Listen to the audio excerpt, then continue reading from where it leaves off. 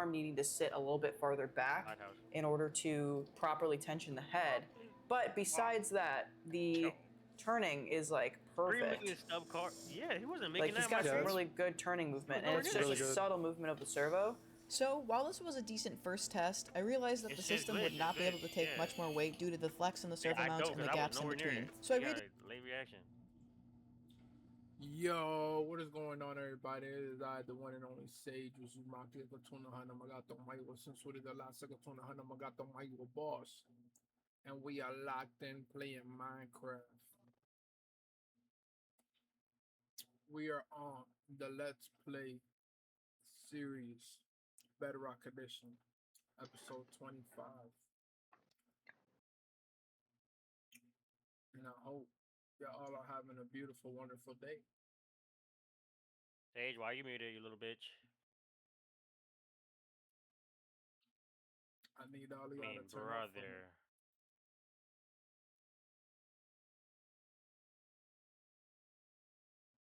This game is Let me get amazing, this man. ball on Fuck. the road. He gonna swing at these shits. He's fucking brain dead. Oh my god. Nigga. I thought it was 2 outs, bro. Fuck me. It's okay, it's okay. We're the duo. I'm not worried about this shit.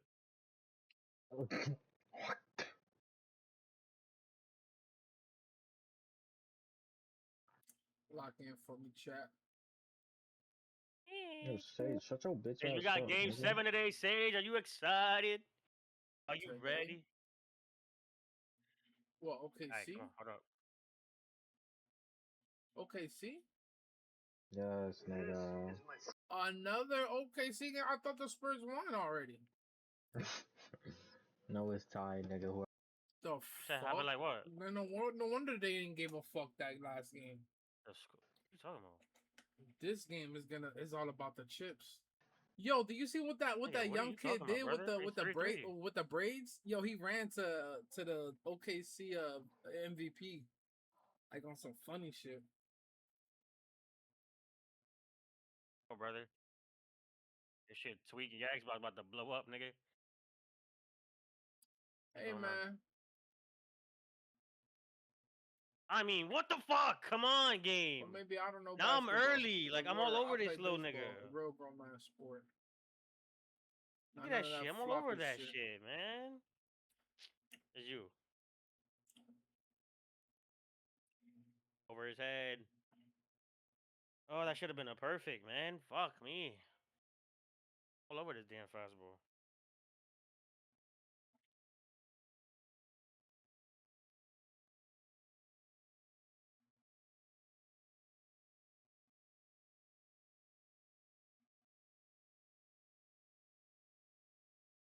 Oh, my phone. I'm sorry. I'm here. I'm here.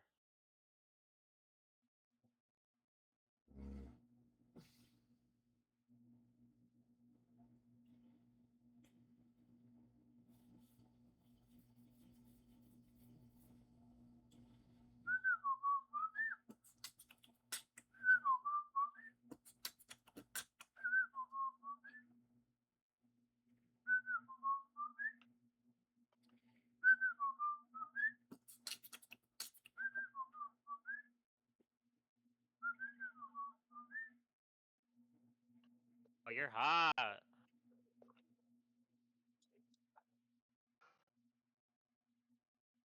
They biked it. Hold on. See ball. I lied. You didn't have to fucking swing. Yo, he just flipped. I never seen that. Yo, what the fuck was that? I never seen that. Yo, hold up. What the fuck? Yo, I'm gonna save it. man. Yo, what the fuck? I only have 2 left, chat.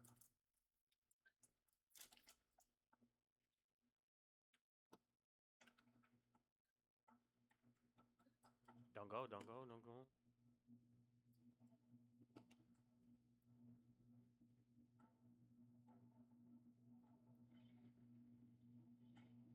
Nope. God, what an eye, boy.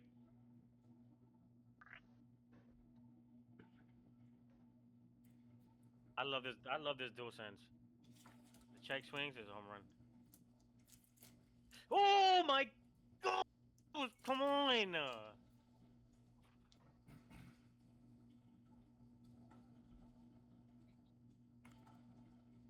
Locked in now.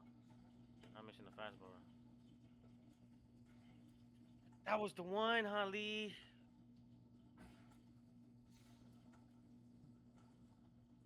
And he throws a fucking slider, man.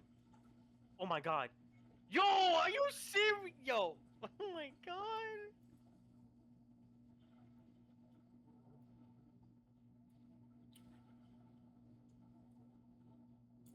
Shit's me.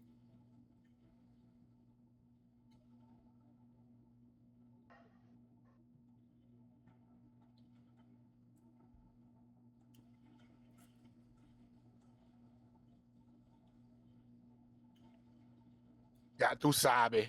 Ya tú sabes, papi. Mi Dominican papi. Me no black.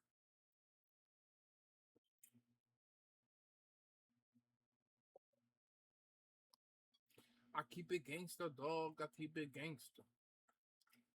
I keep it gangster, dog. Keep it gangster. Keep it gangster, dog. Keep it gangster.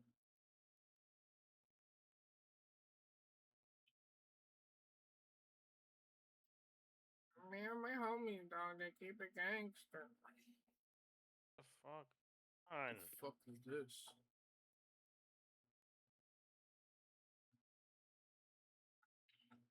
I like to keep it gangster, dog. What the fuck? Yo, chat.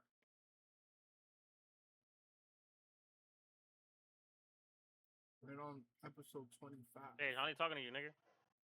Lock in, man. Sage, you can't hear Holly, nigga? Nah, brother. I muted that, buddy. You muted Holly, nice. Wait up, bro. Get you a bro like John. That nigga John about to crash out for you, homie. Wait, on my screen, you just didn't even go for the ball. But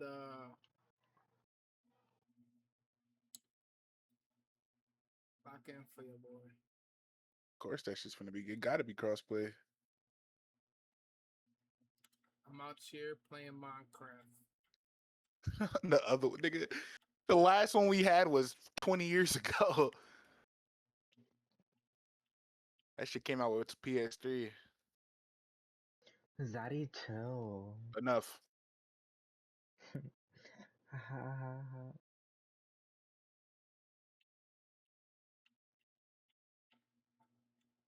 Yeah, it's kind of crazy.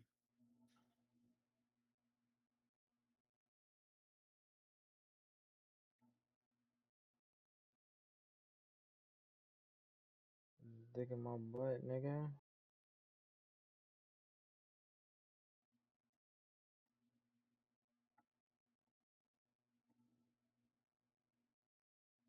You think I give Are a you talking about the raccoon's colors? ass? Yeah, my color look fine. Huh? I see the nigga's 5. It's Buddy, probably your brightness and shit. I'm your settings. flipping weights.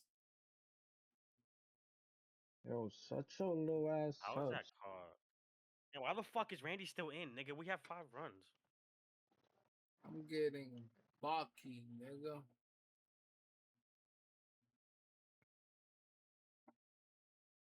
Sage, let me Must not see know. that.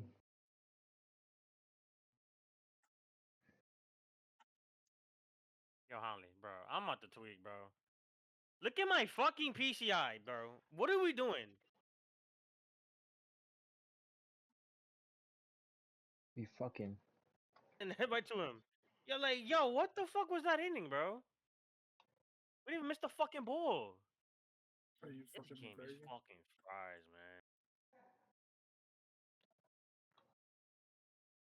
Watch them score some bullshit. That's how the game works. There it is. Okay, chat. Turn me up, man. We're gonna have a beautiful, blessed day today.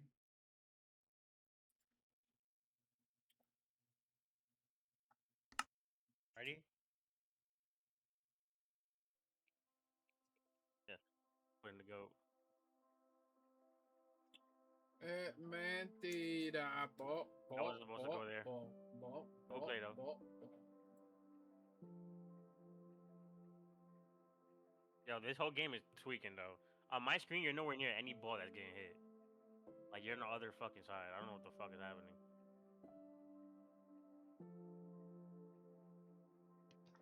I'm trying to get hit, John. Bro, this shit is wildin'. What a dot, Batista. Does he have a? He doesn't. Brother, I need you to throw that where I need it, bro. Oh. Hey, yo. We You serious, my nigga?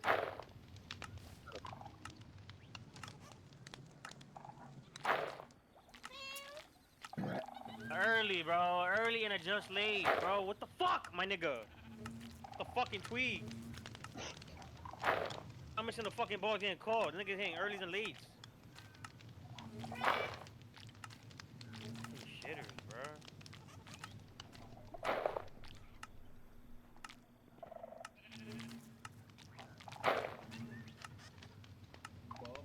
Sage, I feel it. Sage, I feel it.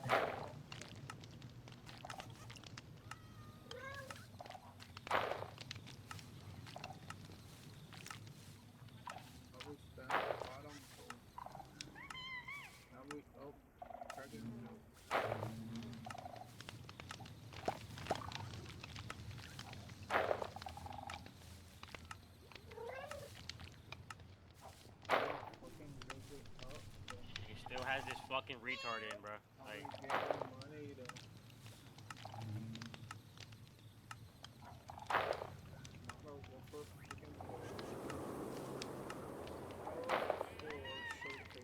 Yes, mommy.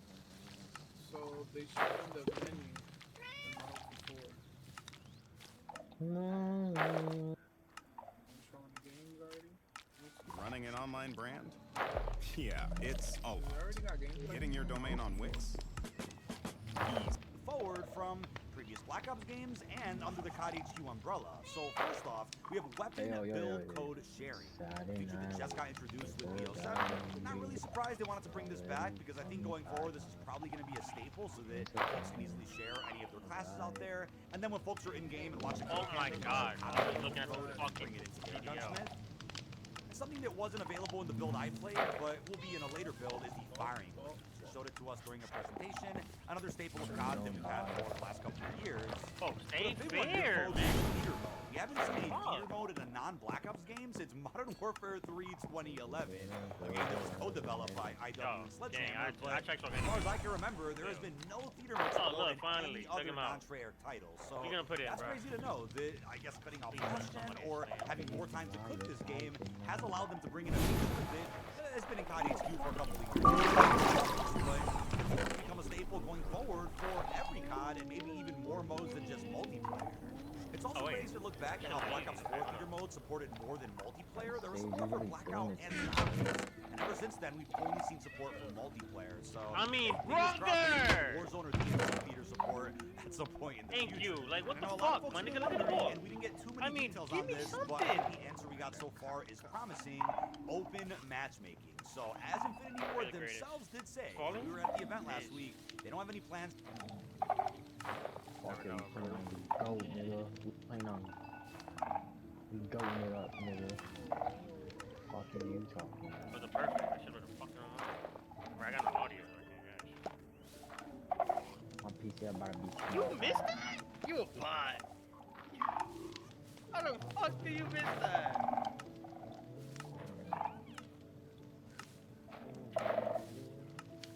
No way you missed that.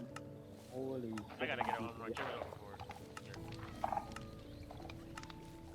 Okay, that wasn't good. Okay, it's okay. I got it. I got it. I got it. I got my face in the monitor, honey. Trust. I got my face in the water. We good, chill. Nigga, that's what I got downstairs. Told you, bro. Hanley. got I some told you, cheese, Hanley. Trust brother. me, I got you. This man he's on buck. It's in the monitor, nigga. I ain't missing it. Come on. On buck.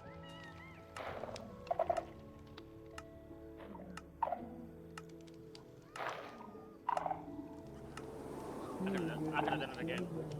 I could have done it again.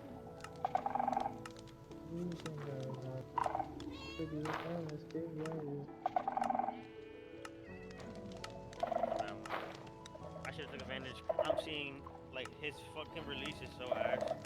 It's so easy to track the ball. I swung at that shit. Is it me again? Oh, God. They're gonna have to fuck me inside, bro. Pause. Whoa, what? I'm not throwing nothing outside, bro. I don't give a fuck. Hey, yo, what the Fuck me! Hey, yo. That was a crazy statement. I think he's saying fastball. Actually, your ass. Yep. You don't cut it, right?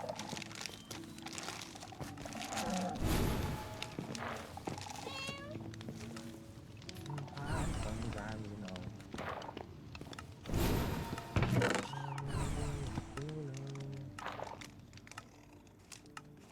Take a deep breath.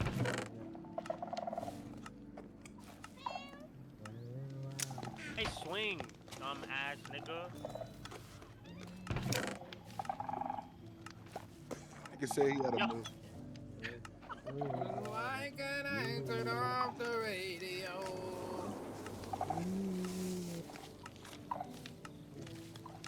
Stage is a pink.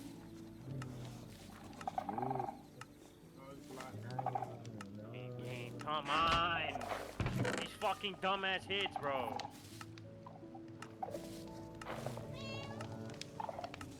Throw the ball, honey. 'Cause I'm so addicted.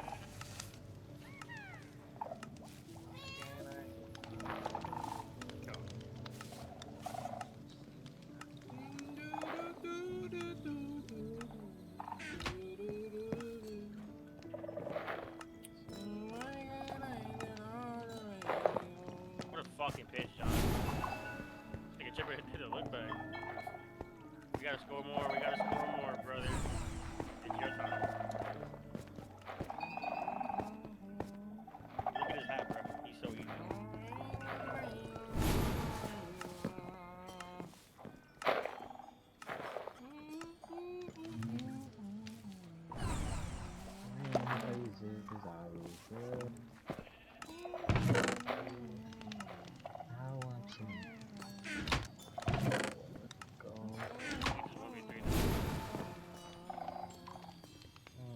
No way, Holly!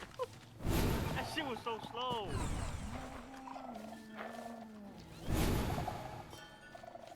What the fuck is that not a hit?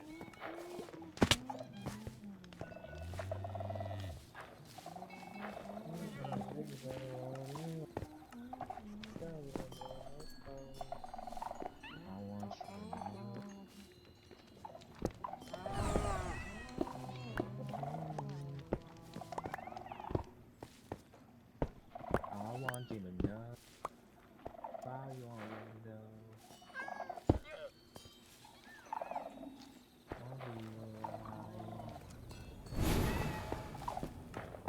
You get 3 for 3, Holly?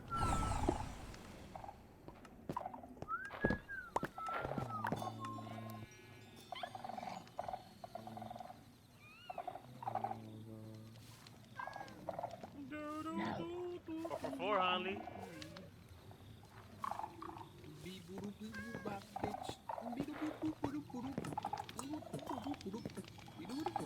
You popping your shit, nigga. They have to leave that one. Bases loaded for your boy.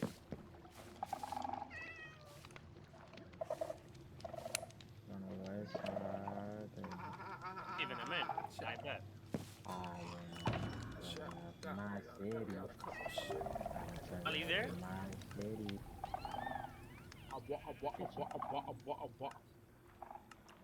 Ali.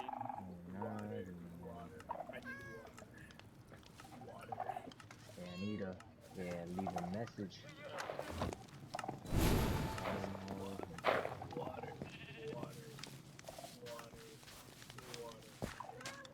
I just wanted that.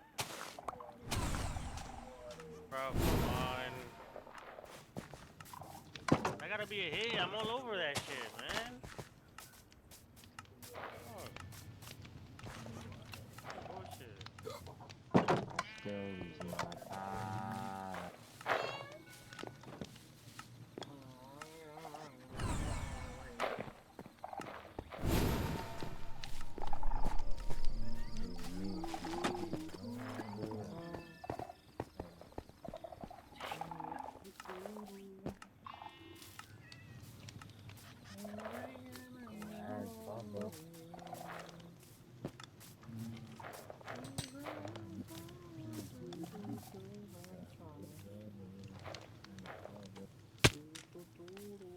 These kids are worse than Damon.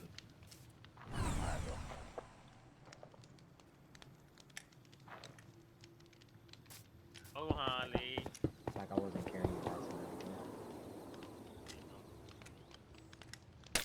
No fastballs, Holly. No, that's Cut the bitch off when the ball drops. Whoa, whoa, Yes, whoa. boy.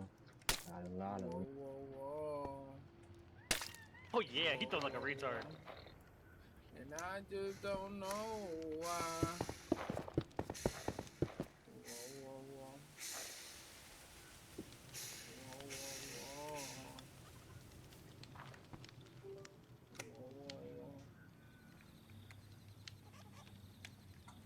And I just don't know why. Back is home.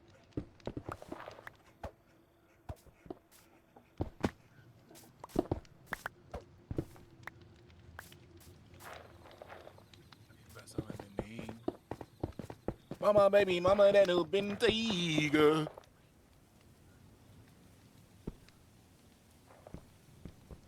My baby. Echo, I love you, baby. Oh yeah, I just love you too, bro.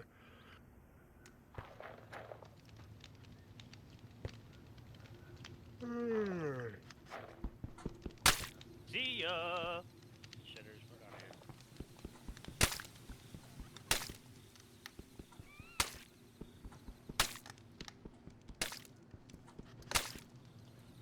And I ain't in the mode. I watch your pussy, I'm cool. Okay. Holly, how our bench player, Well, you don't listen to literally our these. bench player, went. He did 4 for 4.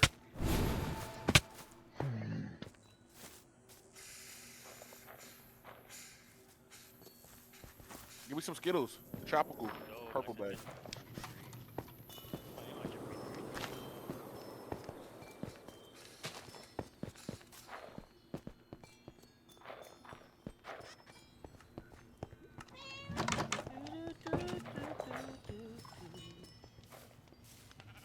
I'm scaring a bitch. Scaring a train a bitch. Me and my buddy, we sharing a bitch. Wow, bro. Like, how the fuck am I supposed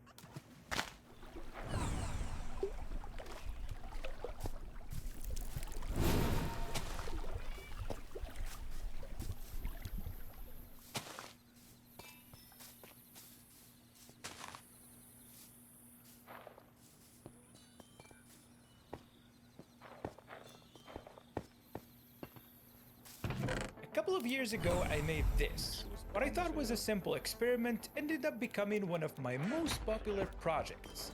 But despite how complete it looked, it never really worked like it's supposed to. So today I'm rebuilding it properly with 6 degrees of freedom, better ergonomics, better software support, and a design that you can still build yourself. At the end, we're going to compare it to the real Space Mouse and see how close it actually gets. Let's get started. This video is sponsored by Brilliant. More on them later. So what was actually wrong with the first version? The problem was that I built something that looked far more complete than it really was. Mechanically, it was convincing, but with just a single magnetic sensor, I was missing a huge part of the motion data needed for proper 6-axis control. So a lot of the navigation had to be stitched together with mouse and keyboard emulation, which kind of worked, but it was clunky, inconsistent, and never really felt like the real thing. That became a lot more obvious once I'd spent some time with an actual Space Mouse from 3D Connection. After using one properly, I had a much better sense of what this device needed to do, and where my first version was falling short. Full disclosure, this one was sent to me through the Autodesk Creator program, but no money exchanged in hand, and this is definitely not a review. The other thing that I wasn't fully happy with was the size. The knob was too tall and too bulky, and while the mechanism worked, some of the moving parts inside were more complicated than they needed to be. So for this project to be a success, it needed to accomplish 3 things. Deliver full 6 degrees of freedom control, have better ergonomics, and work reliably within the software. With those goals in mind, the first place to start was the internal mechanism. I changed the spring platform to a simple 3D printed flexure that I could iterate on and fine-tune much more easily. I made this parametric file in Fusion and tested a bunch of versions to find the best balance of thickness, geometry, and feel. The important detail here is the material. I used PETG because it gives a more consistent deflection and a better fit for something that needs to flex repeatedly. The stem is fixed to the base, the flexure sits on top of it, the control knob mounts directly to the spring itself. This will make more sense once the rest of the assembly comes together. In the previous version, I used this off-the-shelf module from Adafruit, which meant I can only read 3 axes. So this time, the idea was to use 3 sensors arranged in a triangle around the stem, giving me 9 readings to work with and hopefully enough information to derive the 6 degrees of freedom reliably. Of course, using 3 modules would have been way too bulky, so to validate the idea, I ordered just the sensors IC from DigiKey along with some adapters to prototype with. I also made the 3D printed jig to hold everything in place temporarily. After soldering a whole bunch of wires, I added the stem and the flexure from before along with this holder to keep the magnets hovering over each sensor. While I was looking through the Infineon Arduino library, I found an example using 3 sensors at the same time, and that's when I noticed the problem. These sensors don't have a hardware way to set different I2C addresses, so if you put them all on the same bus, they all appear as the same device. The example seemed to be bringing them one by one during startup to assign addresses in software. So I added these little power switches using the same kind of dip adapters so I could control power for each sensor separately. I then wired the rest of the prototype on the breadboard with 2 simple momentary switches and a JAW RP2040 as the main controller.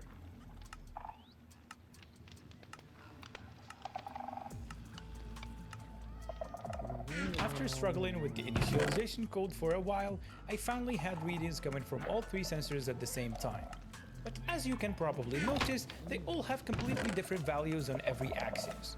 What I actually care about here isn't the raw readings, it's the change that happened when the flexure moves.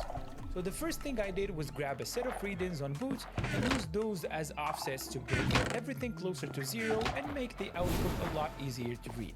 That helped, but there is still some jitter around the neutral position, so I added dead zones like before to ignore small unwanted movement, along with some filtering to smooth the signals out a bit. For translation, it was pretty much the same as before, except now I had 3 times the readings, so I simply averaged them to estimate motion in X, Y, and Z. Rotation was a little less obvious.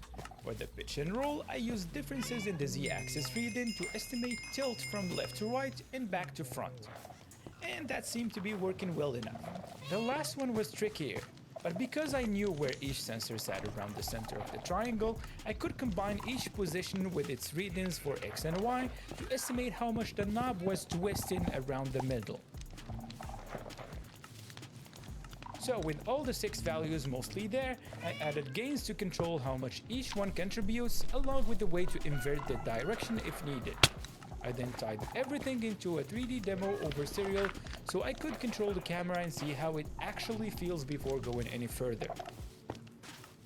At this point, I had motion data that was starting to look usable, but that still didn't mean that the computer would know what to do with it. Most input devices communicate with the host through something called the HIT protocol. Without getting too lost in the weeds here, when a device enumerates, it provides a sort of a template called a report descriptor. That tells the host what kind of device it is and what format the data should expect to receive. That data then gets passed to the driver to process and relay to the applications.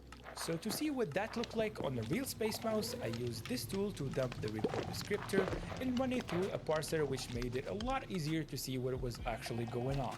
There was a bunch of vendor-specific stuff in there that I really didn't care about. I simplified things down just to the parts that I was interested in: the device type, the 6-axis, and the 2 buttons. Once I had that descriptor, I could start sending reports whenever there was movement or button presses. So now the data was in the right format, which was great, but that was really only half the battle. The other half was driver support, and here where things get a bit dicey.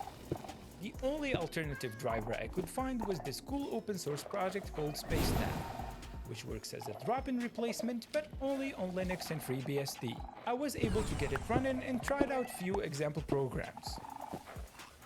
If you're on Mac OS or Windows though, there is another way to make the native 3D connection driver pick up this device. That's by having the firmware pretend to be an existing supported product. No, And look, I'm not going to tell you what to do or not to do here, but for obvious reasons, the project files I'm sharing won't include these values in Don't break ready. Hey. For demo purposes though, here's what happens when I compile the firmware with those values in place.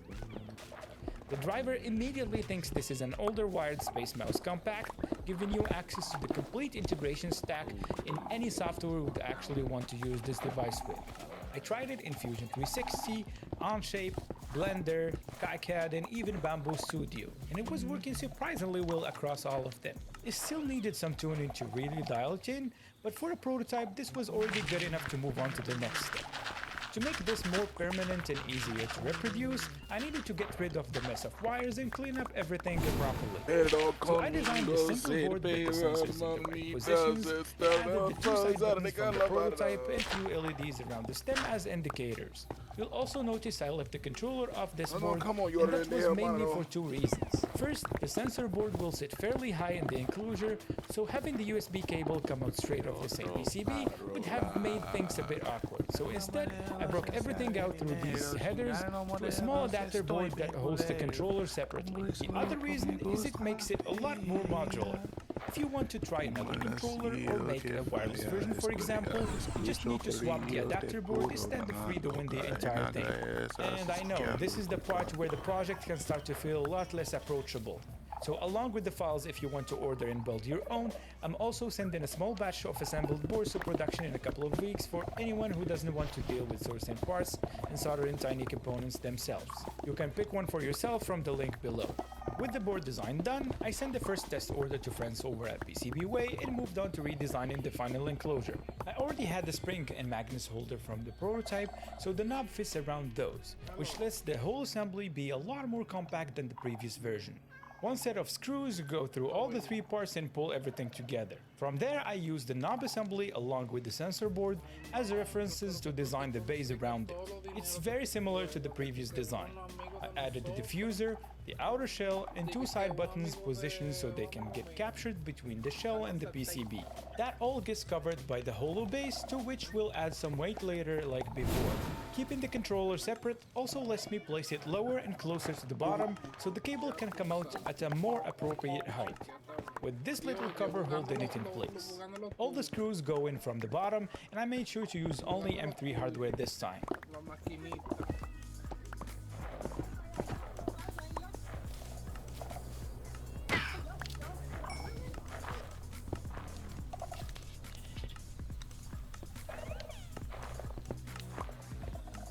Aside from the spring, which I had already printed in PETG from the prototype, the only other part that wasn't regular PLA was the diffuser, which I printed in a translucent filament to spread the light more evenly.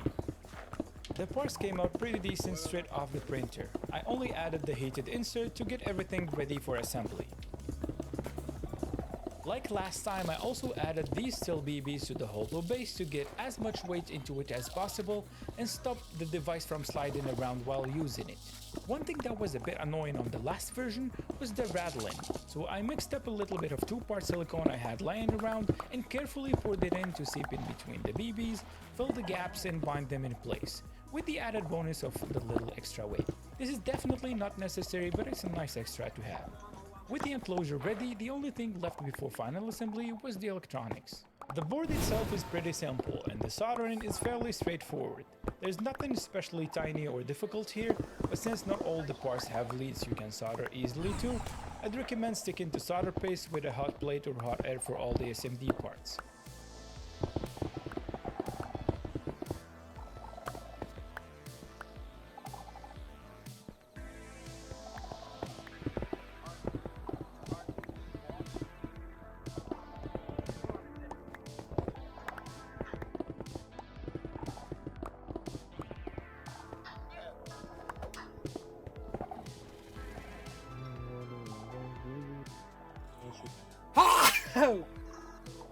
A few bridges needed a bit of cleanup after reflow, but nothing too complicated. And like I mentioned before, if you don't want to deal with any of this, you can skip this part by picking one pre-assembled from the link down below. I also soldered the headers with the boards in place, which made lining everything up a lot easier.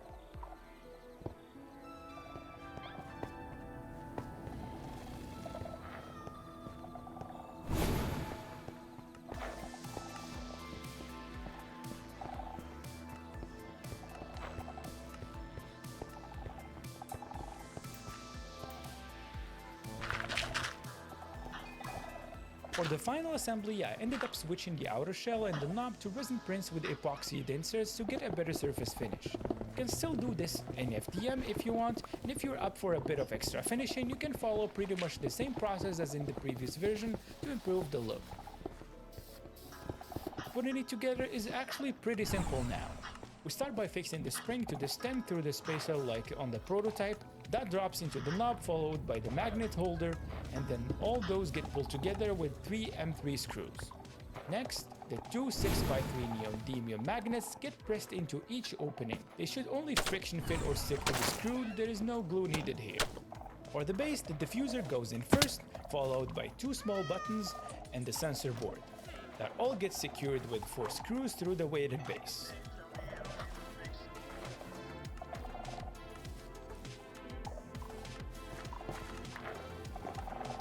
The knob assembly mounts with 3 screws from the bottom. The controller just plugs in the little space and gets closed with the small lid and 2 M3 screws. And that was basically it. After flashing the latest firmware, it was finally ready.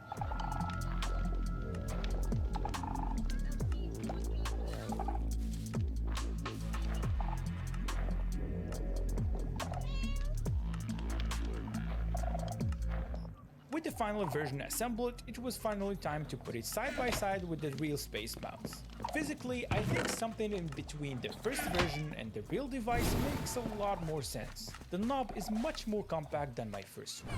The range of motion is also surprisingly close. It's still not identical, but it's very close. And the stiffness is easy to tune by just modifying the PEG spring. I didn't bother adding hard motion stops. If the springs deforms permanently, it's cheap and easy enough to replace. At the moment there are 3 states. On startup, it runs a calibration to offset the sensor readings, which is indicated with the blue light swirl. Once the LEDs turn green, it's idle and ready to send movement and button presses. After a little while of inactivity, it goes to sleep where the LEDs turn off and the knob becomes unresponsive. To wake it back up, you just press one of the buttons, or if needed, hold both of them a few seconds to run calibration again. But the most important test was always going to be how it felt in the actual software. So here it is side by side in CAD doing the exact same movement as the real space mouse. And for the most part, I think it held up really well. The only thing that still falls a bit short is how the signals are meshed together. Because I'm calculating the axes separately, they tend to bleed into each other a little more than I would like. Especially on the rotation around the X and Y where I use that simple tilt estimate from the Z axis. This part can still be improved a lot in software.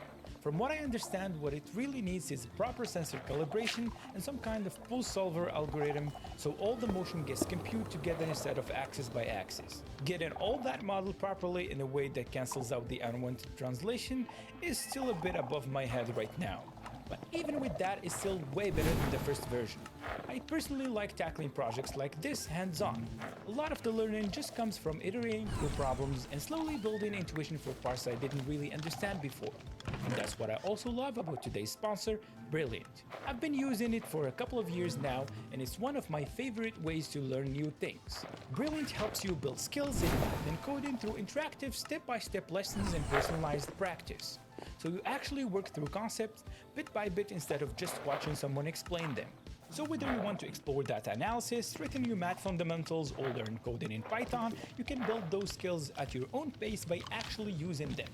It's designed for pretty much anyone, whether you're 10 or 110. After finishing this project, I started their course on coordinate transformation, and honestly, I think a better understanding of this topic would be really helpful for improving the motion processing in the current version. To learn for free on Brilliant for a full 30 days, go to brilliant.org/Salim, scan the QR code on screen, or click the link in the description. Brilliant's also giving my viewers 20% off an annual premium subscription, which gives you unlimited daily access to everything on Brilliant. All the files and resources are linked below as usual, and the build guide will follow in a couple of days. If you have any ideas, suggestions, or possible improvements, let me know in the comments below. I hope you enjoyed following along, and I'd love to hear what you want to see next. Thanks to Brilliant for sponsoring the video, and thank you for watching. I will see you in the next one.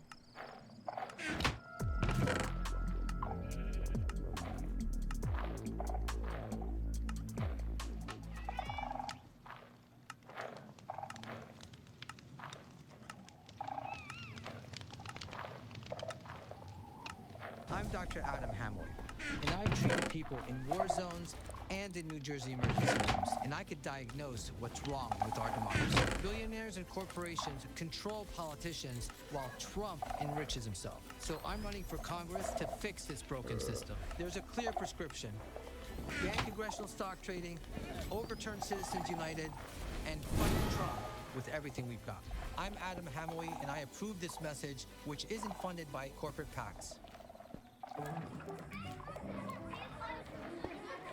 How? Just like that.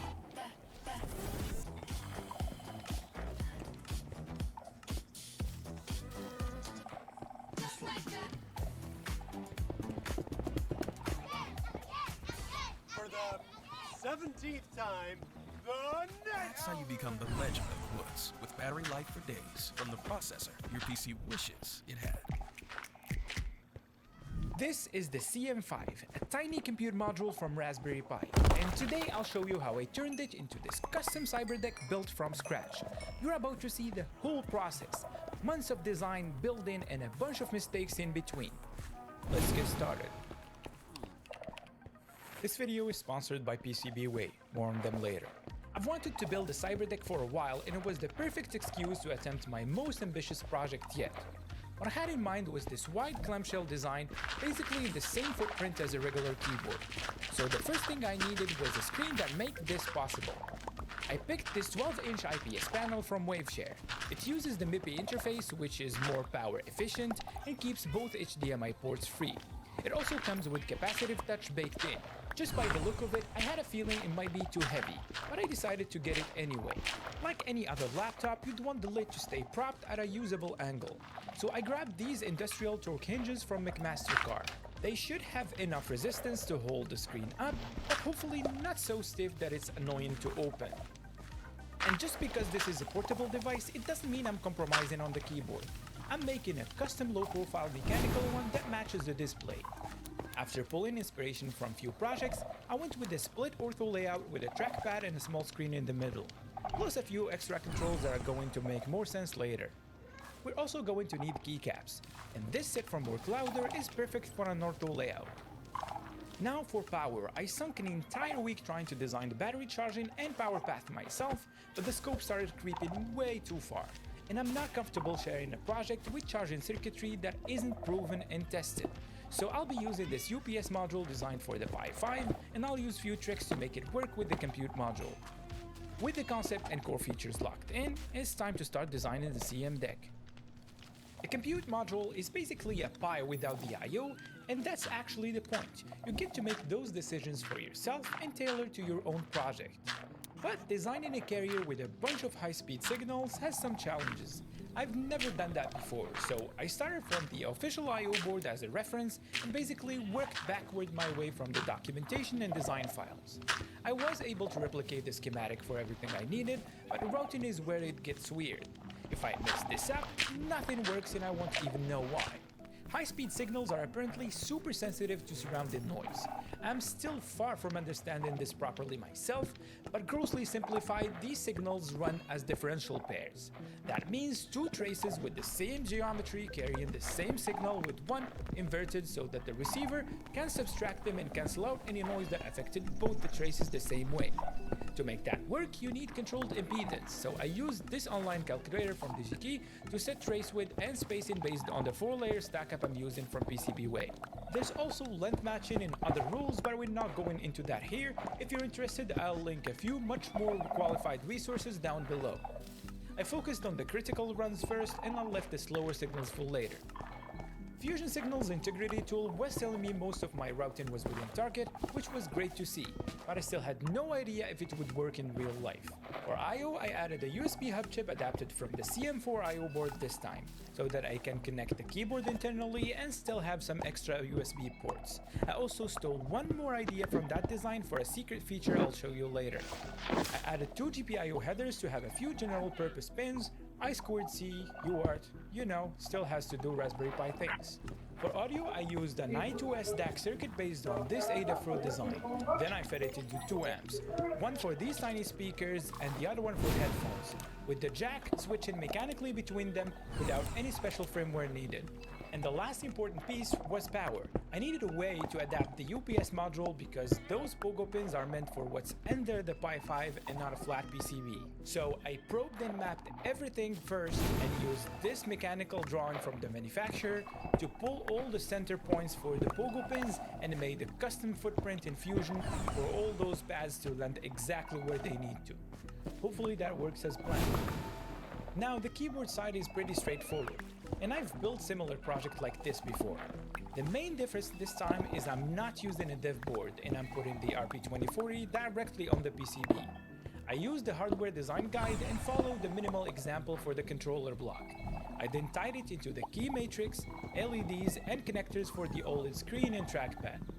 To connect both the PCBs, I'm using 2 of these board-to-board connectors, carrying the USB connection for the keyboard and the extra stuff like power button, activity LEDs, speakers, and so on. They're also passing the CM5 hardware toggle, which are going to matter later. We have got to the point where literally anybody can build a fully working app without knowing how to code. This is Base 44. This is a first look at the current industry-leading AI app builder, and you wouldn't believe the kind of apps that people are creating. Smart nutrition apps, inventory trackers, onboarding tools, you name it. And if the only thing stopping me from making the app is the idea, why not build an app that gives me endless app ideas? So let's make it. Pro tip, I draft the full app spec in ChatGPT, and then I drop the prompts directly into Base 44. It gives me super detailed structure. And here it is. Everything I laid out in detail as it goes. This is pretty awesome, but I want to make it playful. So I'm going to add a swipe left and swipe right interface. The same usability we all know. Now I'm going to add one more feature. So every idea that I favorite will turn into a kickoff prompt to start building the app itself. And that's it. Just come up with your idea, any idea. And Base 44 will do the rest. So go to Base 44 and create apps with your name on it.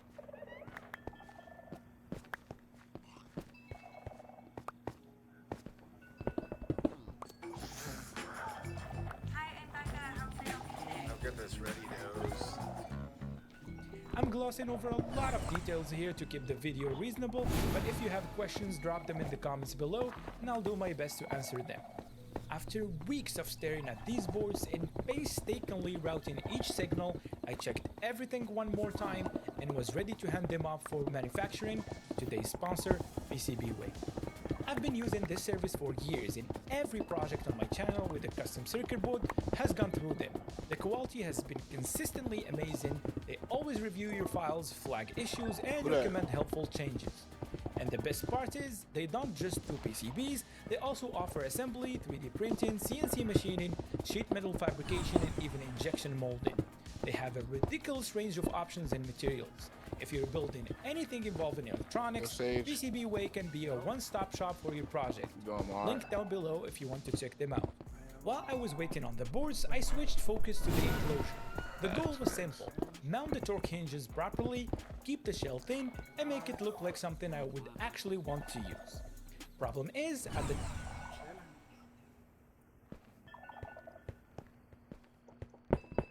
Type shit.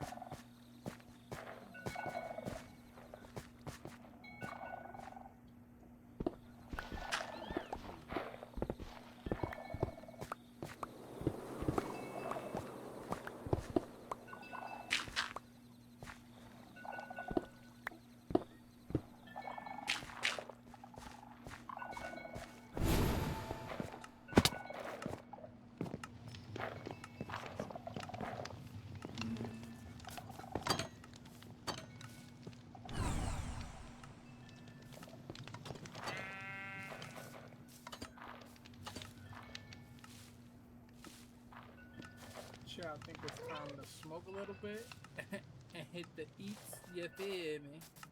This boy working hard. I hope y'all see the vision as I do stuff. You feel me? Like my mind just start creating, and I love it. I fucking love it, man.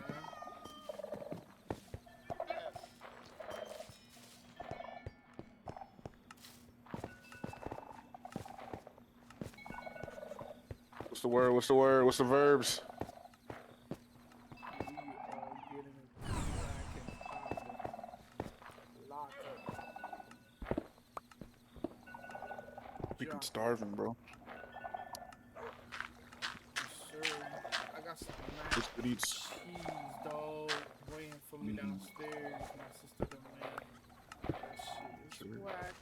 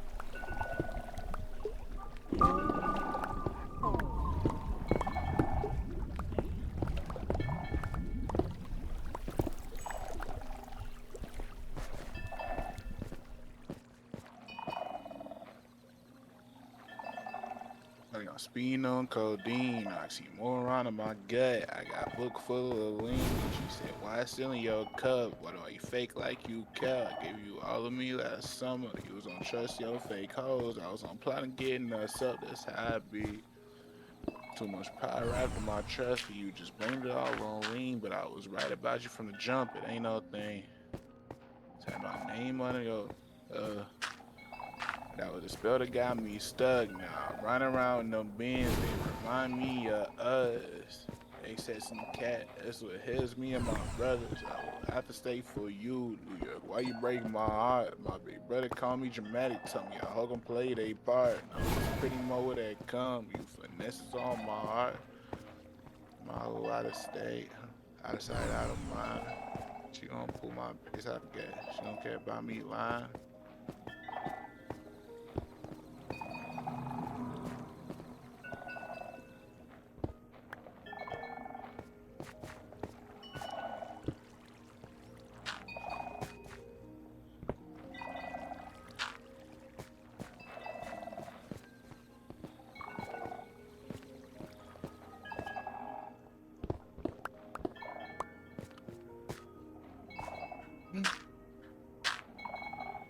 Say, turn me up, turn me up. We locked the fuck in, you heard me. We are here, we are playing on the Minecraft Let's Play.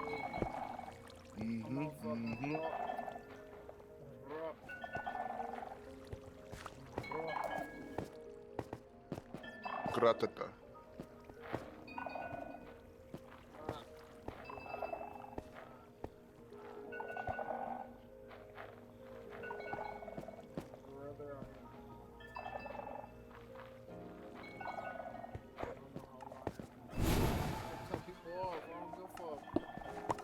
Off on the ball. Whoa, whoa, whoa, whoa, whoa, whoa. I know you love me. I know you care. Yeah. Okay. You are my lover. You are my heart. You never, ever, ever be apart.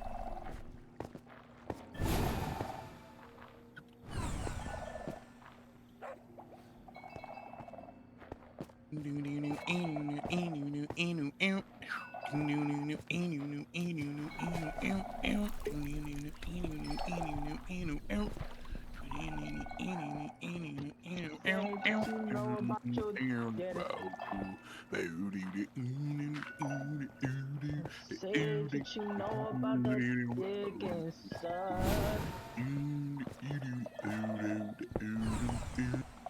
Say what you know about that dick and suck.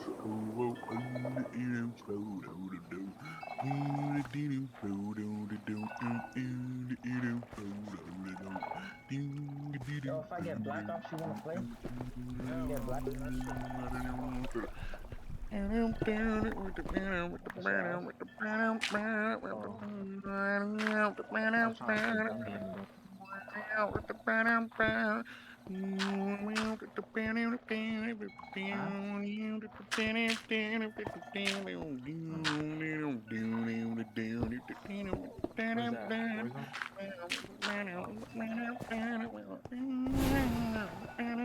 Man, that nigga tryna suck. And I let him cause I'm a fag. Hope y'all boys are locked in. No, Sage. Sage. Sage. Enough.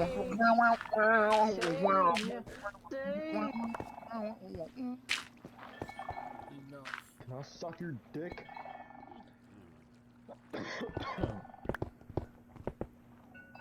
Say, you so fucking gay.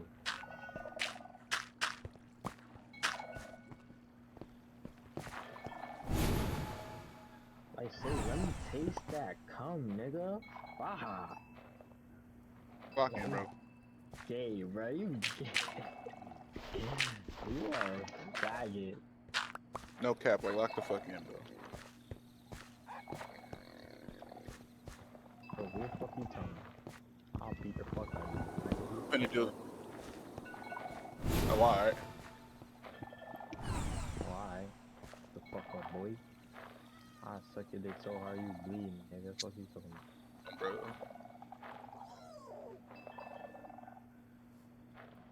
Must not know who I am, cuz.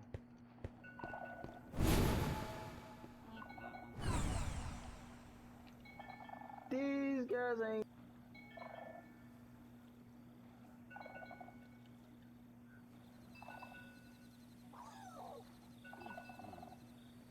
Hey, baby, had the mansion. Saw you be the one I'm searching for.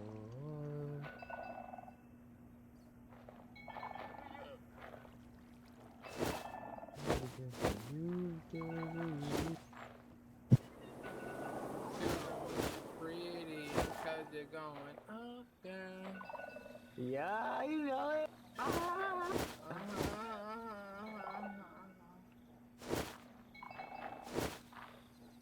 Put the fucking heels on the first girl. Put them fucking heels on and Sonic Turkey kinda. Nigga.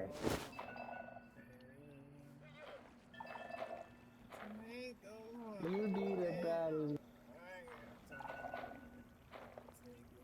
If you ain't know this.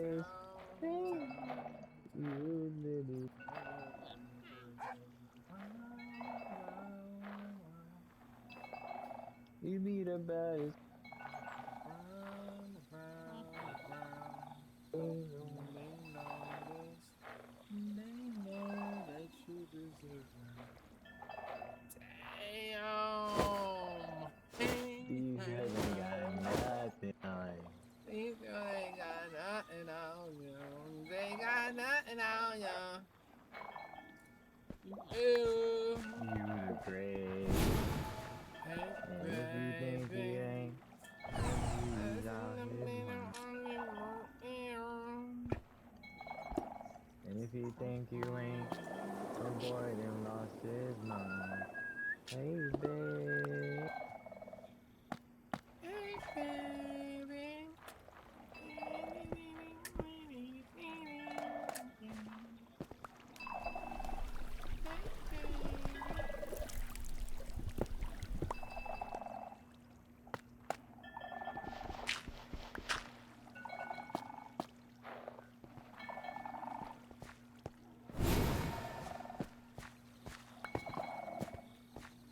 Shut it down now. You shut it down.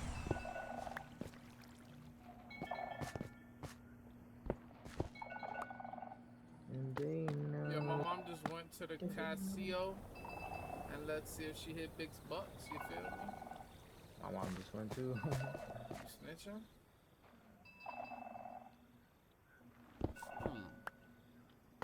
Let's see if my mama hit the big bucks.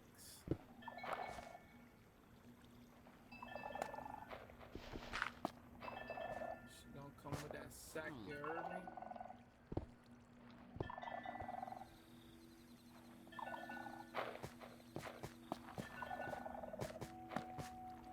Moving stars all around. Fire, comics, onyx.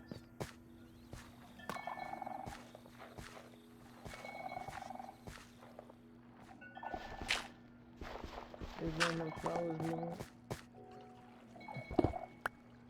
When she moves, the time doesn't. Finer than your fine cousin. You put it down, girl. You could have where the party was.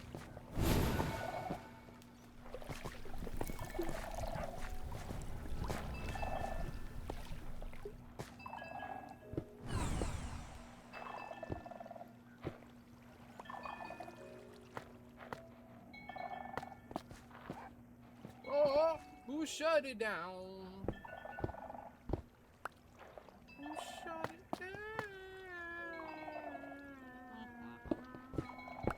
Ooh, get 'em, girl. Good girl. You good, good. You good.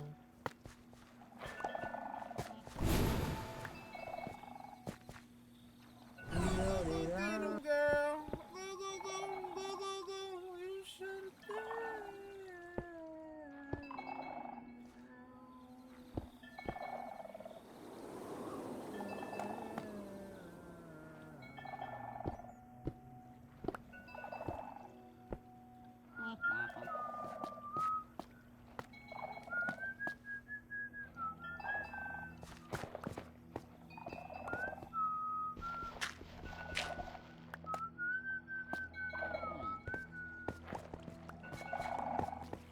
Damn, shit.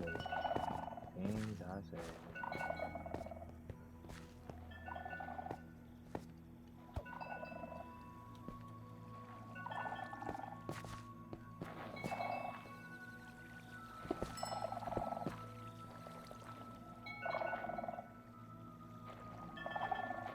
Really, I gotta hear the clicks or some shit.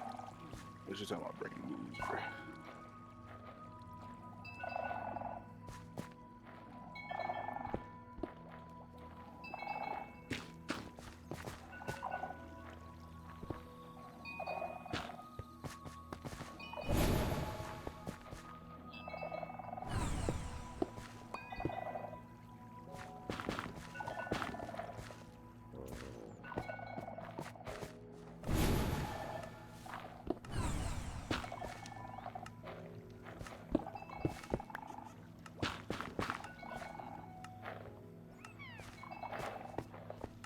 Yo, my asshole's fucking itchy as.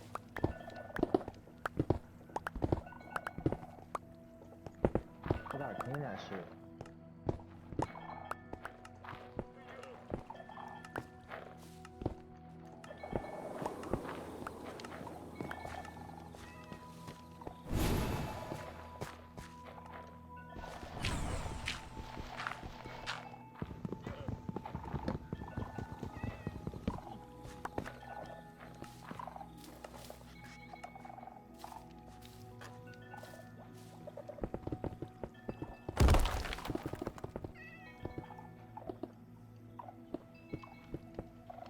When I walk down the ops.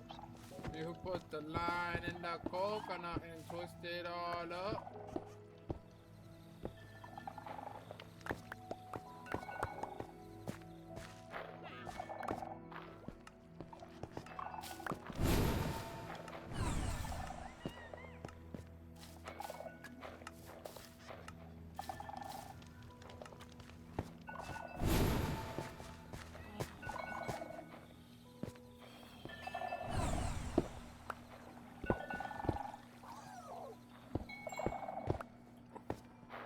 Pretty bad.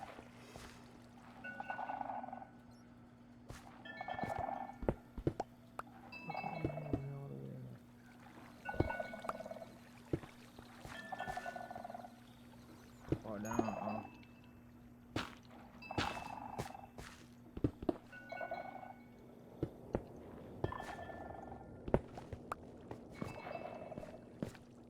Fall down,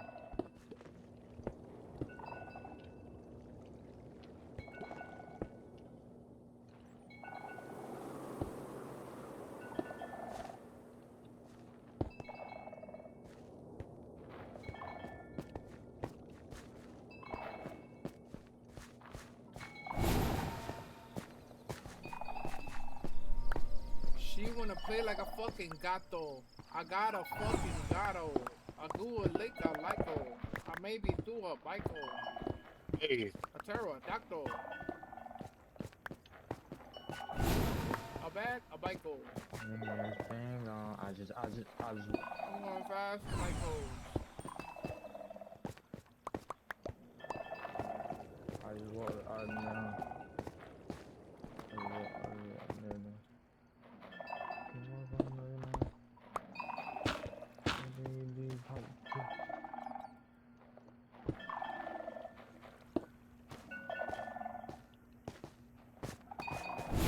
Spaz on the bitch.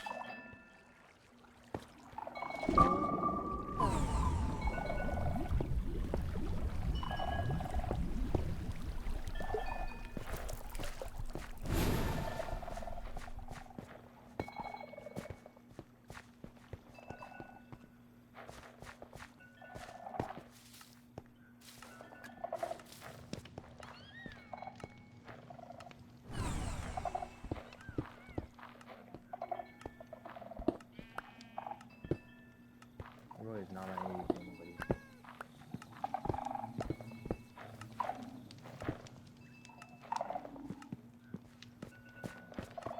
No champ.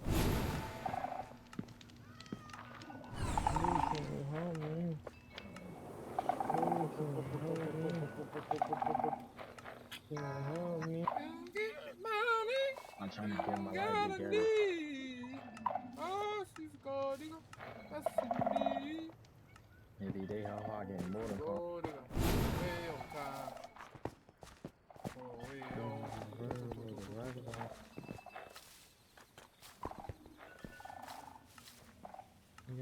Hold on, me a bad bitch.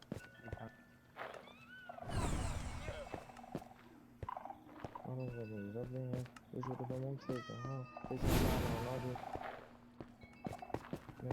all these niggas, baby girl, my paper long. Do you love me? Do you trust me? Do you on my back, bitch? That could look. Baby girl, you're mine, baby. You're mine, baby. Girl, you know you're mine, baby. You're mine, baby.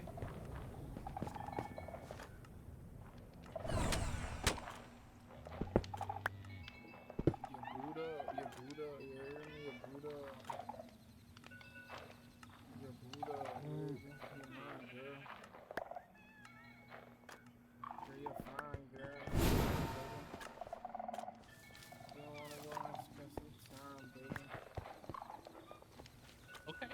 to me. Okay.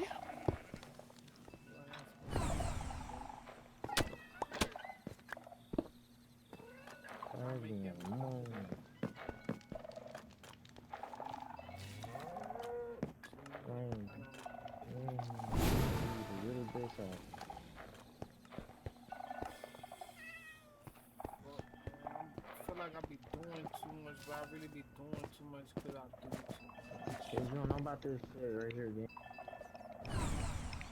What the hell? What the hell? What the hell? What the hell? What the hell? What the hell? What the hell?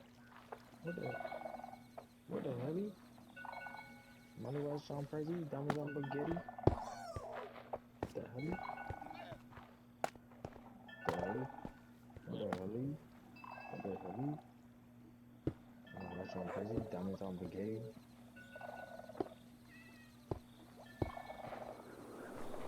Diamonds of spaghetti, you looking like a Freddy?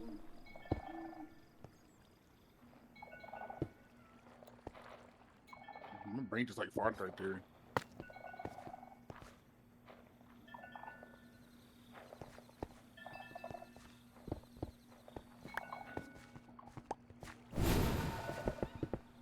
Holy shit, bro. That's 80. What the hell? What the hell? What the hell? What the hell? What the You hell? looking at that shit like, look, what a work of art. I know, What the right? hell? You looking at that like that's a work of art. No kizzy. Yeah, nigga, I did What the that. hell? What the hell? What the hell? What the hell? What the hell? What the hell? What the hell? What the hell? What the hell y'all Diamonds like take? a spaghetti, What the hell looking like a y'all? Freddy. What the hell Guardian? What the hell LeBron James? Two-tone spaghetti, looking like a Freddy. Mr. Miyagi looking like he ready. Sucking a dick cause I suck on a telly? What? Yeah, you suck it. I fuck a girl, she look like a spaghetti.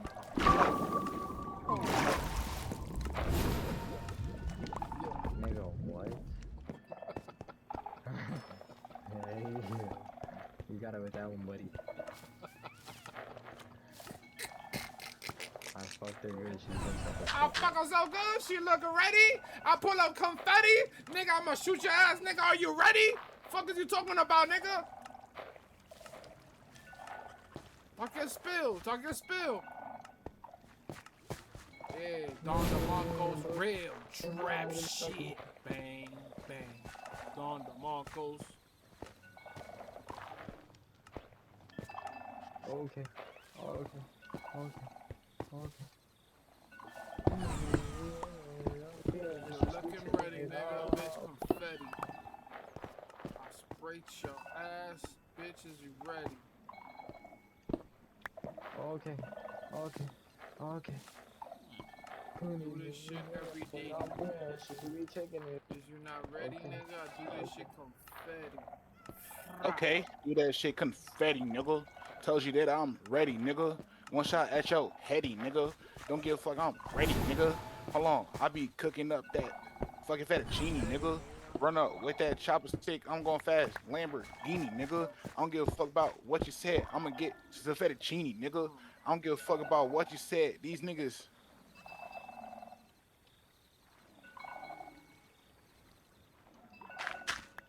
Damien, send me $10, bro. Rich. You want to be rich?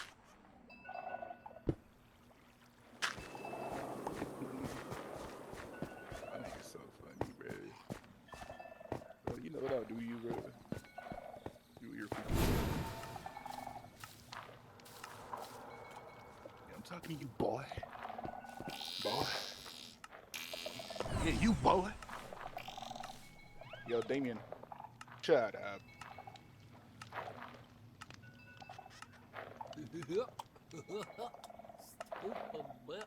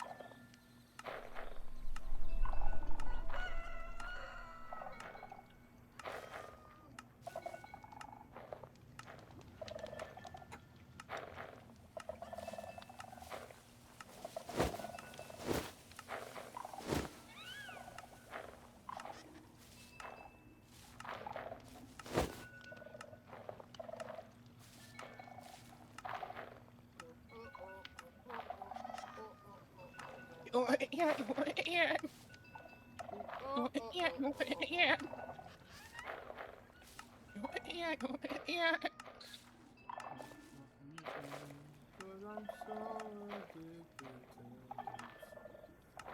I'm addicted to you. I'm addicted to you. I'm addicted to you. I'm addiction. If I was a bitch, I'll fuck me too.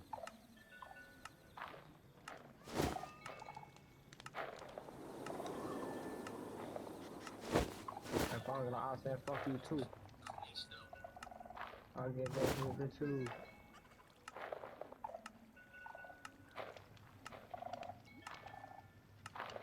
I'll get a new bitch in the snap. I get a new bitch like that. Oh my gosh, I just took its face off. Wait, why is my mouse so smooth now? Beautiful. I love how it feels. It's like gliding so smoothly. Beautiful. It's just gliding across the mouse pad.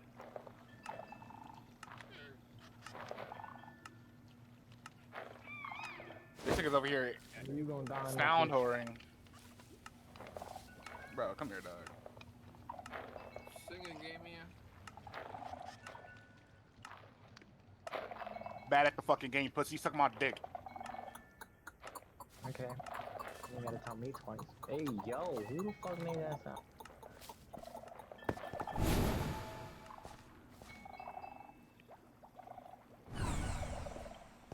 I'm a abracadabra. I'm a abracadabra. I'm a cadabra. I'm a abracadabra.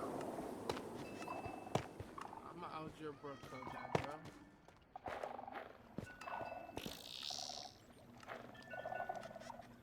She's addicted to love. She's addicted to love. She's addicted to this fine shit. Bitch, she love it. When I find it. She's addicted to love.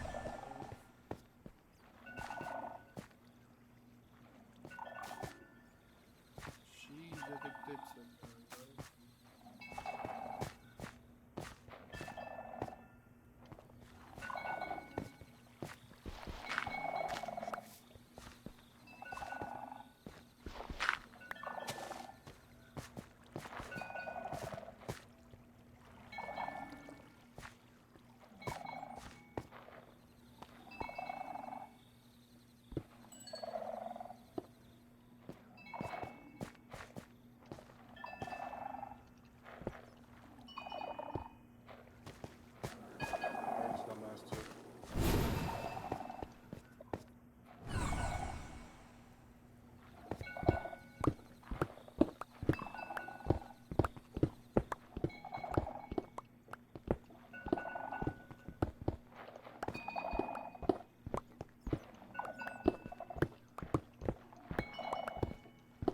Like, teammate, what are you doing up there? Like, you're jacking your cock or what?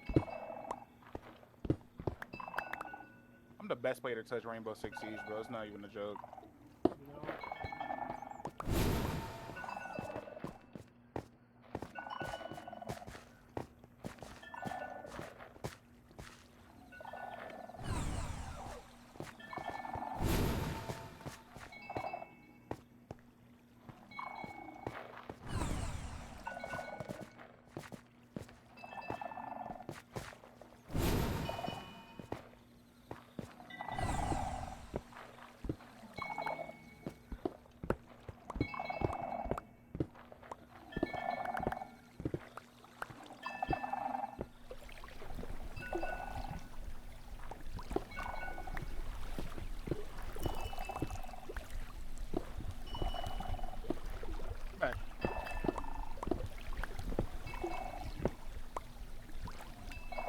That pre-fire was so crazy, but if I would have landed that, dog, I don't know what happened to my mouse, bro, but it's gliding, dog. I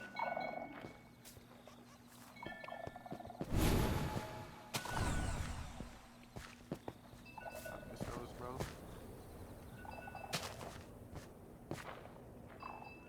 I'm still missing?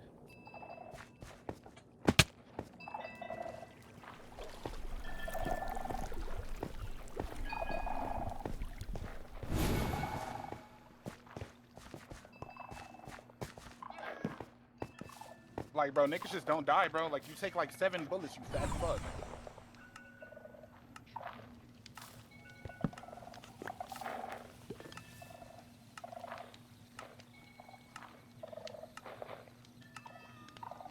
Can you fuck me? Baby, can you fuck me? Baby, can you fuck me? Baby, can you fuck me? Shut that shit up. So let me be right back with the eats. I'm tired of popping these bitches up. I'm tired of spit like. They're gonna fuck me taking up. What the fuck? They're gonna be in the mobile home. Need a bad bitch.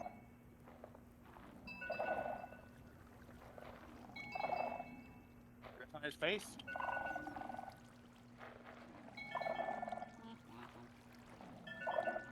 Baby girl, my paper long.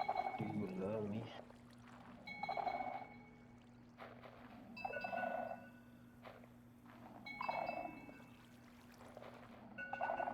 You need to start me.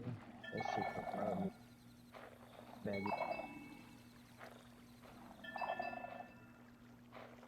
Look at me in the eyes and tell him I'll be. He can't fuck. Get that in my phone. Get your it's just a thing. Hey.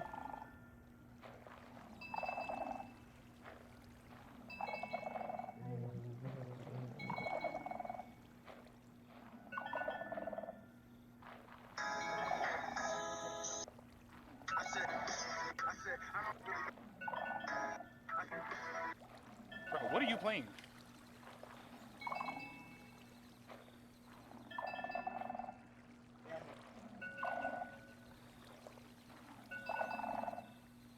So you got my back, but I got you wanna fuck.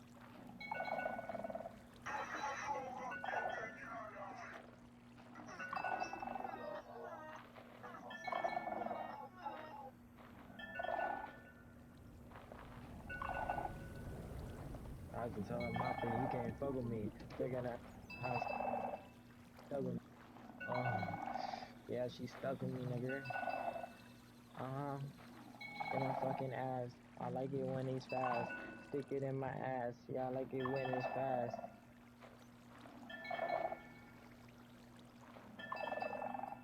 Sage, please come all over my ass.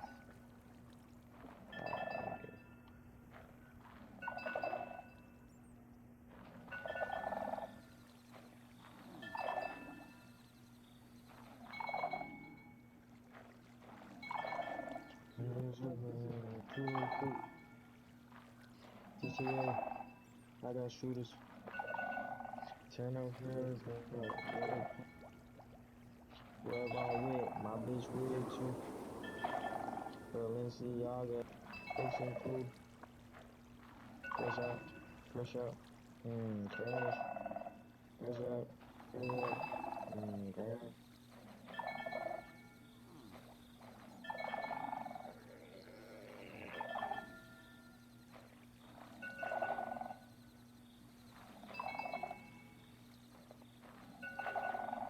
School? Chucky's. I was still in school.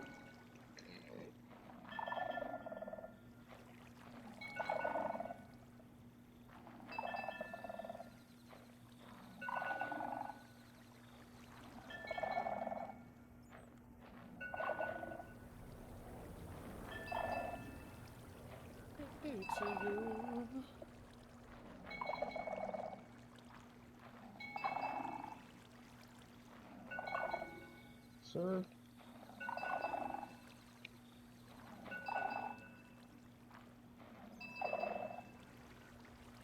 Fully loaded, take, whole confused. She's just too obsessed. The wrong way, my bitch really too.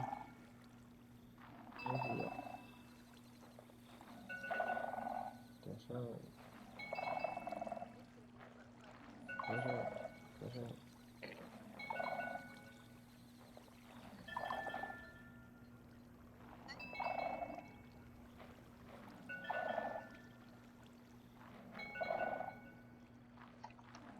That's Headshot. Headshot. Yeah. 58 for a Rari. Driving and fast.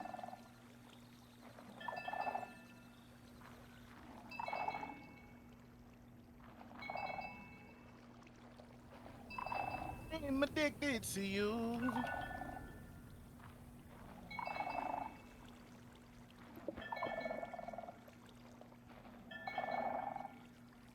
Should have like I was looking at a telescope.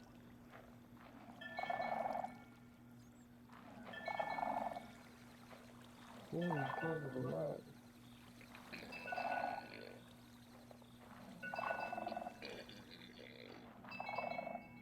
Hey, the sun goes Stop nice. burping, nigga. It's a shadow, man. Bro, are you farting?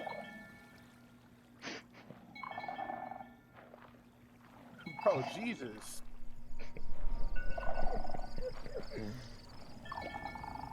Great job. Great job. Oh my god.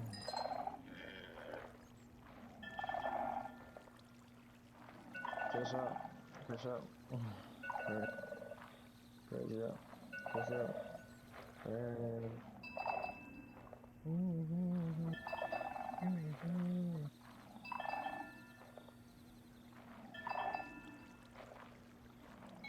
That nigga is still alive, brother. Like, you cannot kill this nigga, brother. Like, deadass.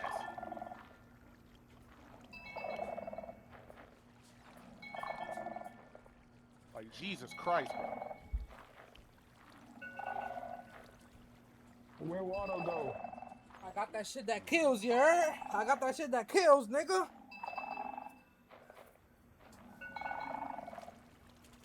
I'm outside. Where water I'm go? outside. Bitch, I lost my mind. Bitch, I lost my mind. He's going straight to Perk Town. Put your skirt down. Running for the first down.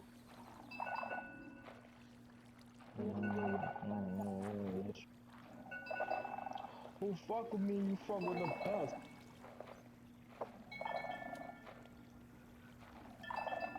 What the Columbine? All dollar signs. He gotta be hacking, bro. At the time, Hell I didn't have the display in hand Hell yet, no. so I modeled it from the Nigga, that's product a whole dimensions, pre-fire. and yeah, Hell that's something no, that nigga. I later regretted. Look at him, all I tried to headshots, balance nigga. aesthetics and Hell no. functionality, but a few issues started showing up. I left all the Every I/O in time the I back look- because I thought it looks like my cleaner. lid, But nigga. once you plug anything in, the screen can no longer fully swing open. So I had to carve clearances into the back panel for the lid to go at least 140 degrees without smashing movement, into the bro. cables. At that point, I also decided the bottom needs to be Your heads translucent. took off. Like, I bro, love y'all gotta transparent stop tech, that hacking and if I'm shit, bro. going through all It's this okay. effort to make custom parts, I might as well show a bit of what's inside. It was then when I realized that I completely boxed myself in. I designed the I/O panel test Like, pass how on the does PC. he get a sound cue in that, but I don't? Go to Wix. Niggas and grab walking your up with domain his gun aim, dog. Like, before someone else does. A couple of years that nigga got fucked. About to show your money, nigga. Yeah, I got a big amount.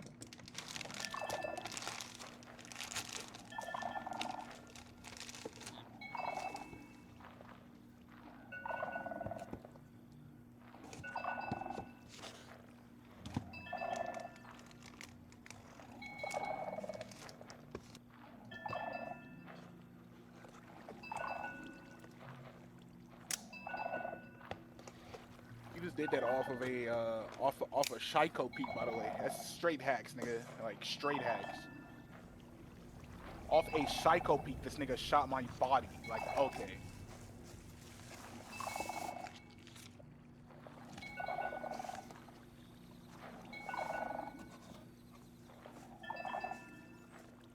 I lost everything. I never lost myself.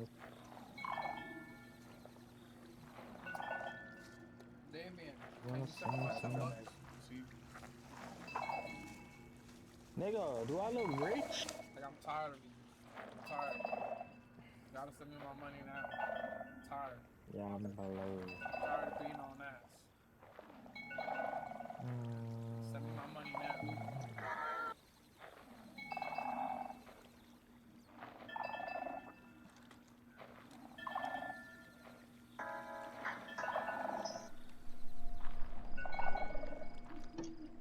What the fucking picking doing? I'ma come at you, nigga, every time, nigga, about my money, nigga. So give You me ain't my gonna come fucking about money. shit.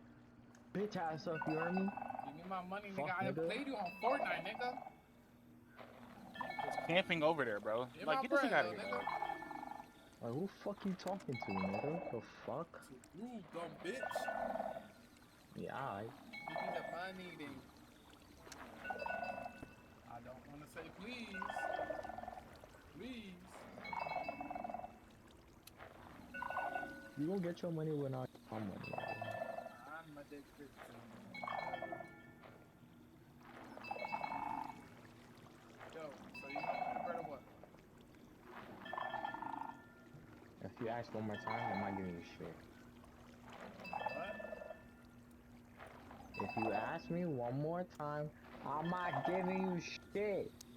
Well, come on, bro. I'm trying to play Fortnite too. Well, I don't think I might. Sadly, Shut your little ass up. Fuck. sadly, nigga, I'm already motherfucking playing Minecraft. Fuck, nigga. What the hell? Hello.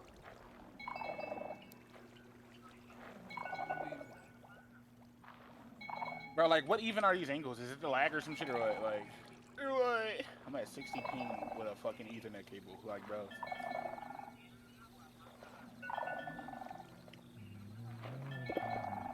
Yeah.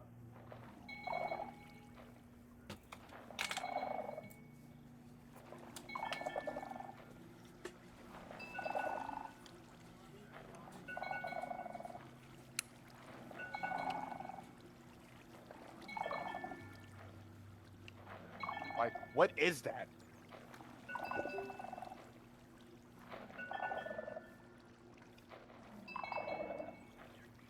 This bitch just made herself blonde.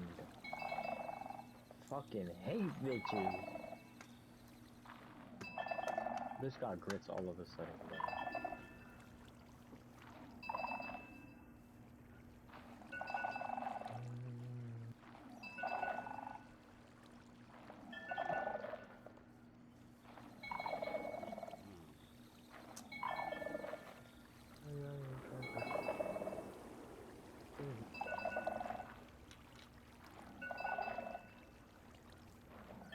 Still got shit to say.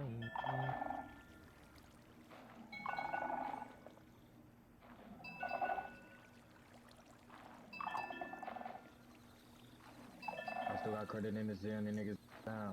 Yeah, nigga, hobble, I was zero now.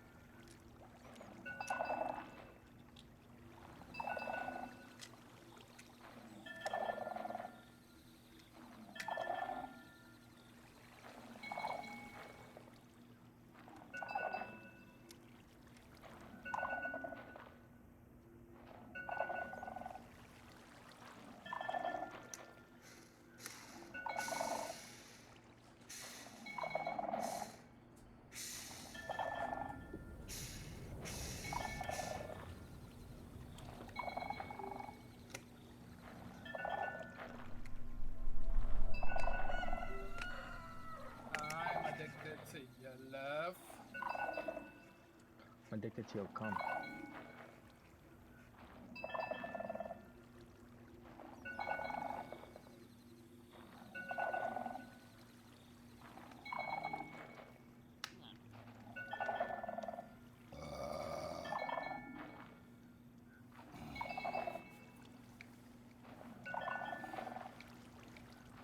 Excuse me, chat. I know I love y'all boys. Where the bro?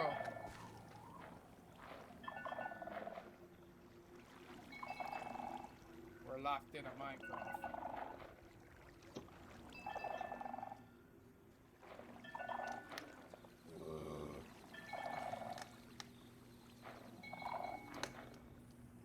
Tell my shorty that I love her, cause I can't wait to see her. But I can't see her cause I can't find her, cause she don't tell me where she be at. No shit like that. Let me know so I could go. You feel me?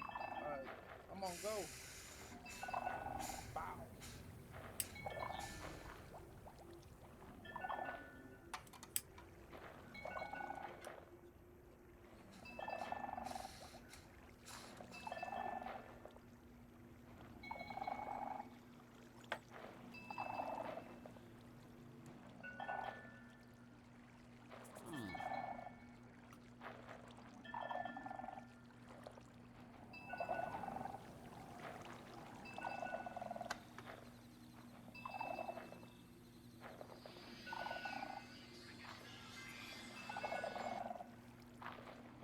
Hello. Sí. No, está en un soquete. Yo te lo puse en una gallina. De una cocina. Una mesita.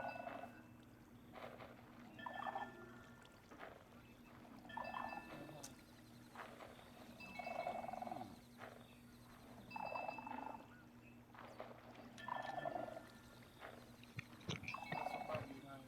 Nadie va a like it.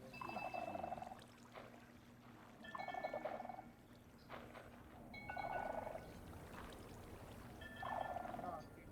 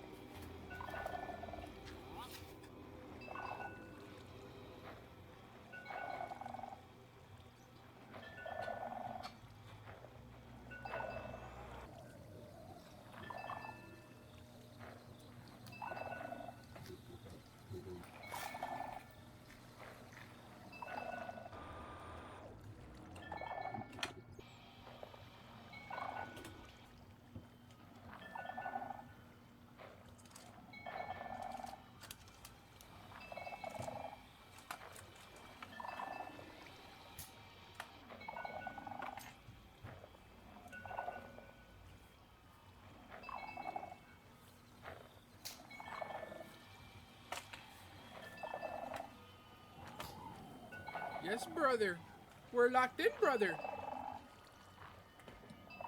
Yes, brother. You thought I was sleeping, brother? I'm still here, chat. You gotta enjoy it. Sometimes I make sure I make you leave because you tell me, like, what is this guy doing? He's just AFK, not doing shit.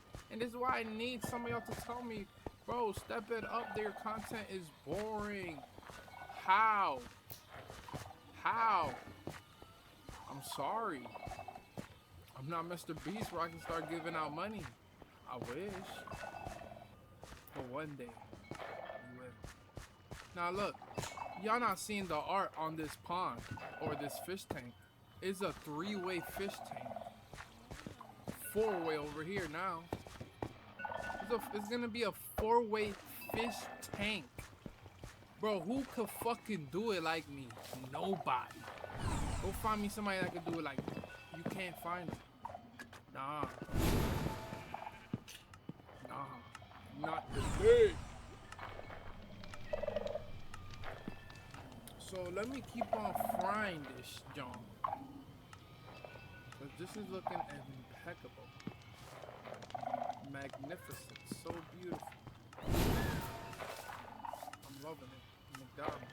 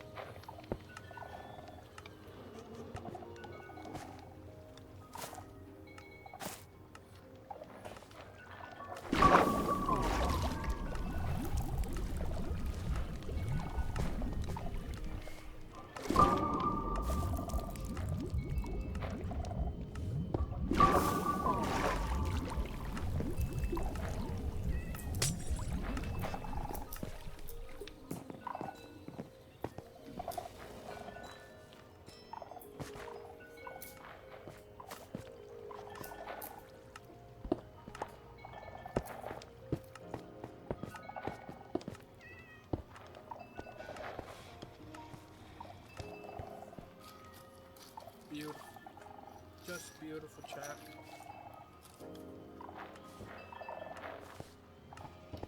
Look at the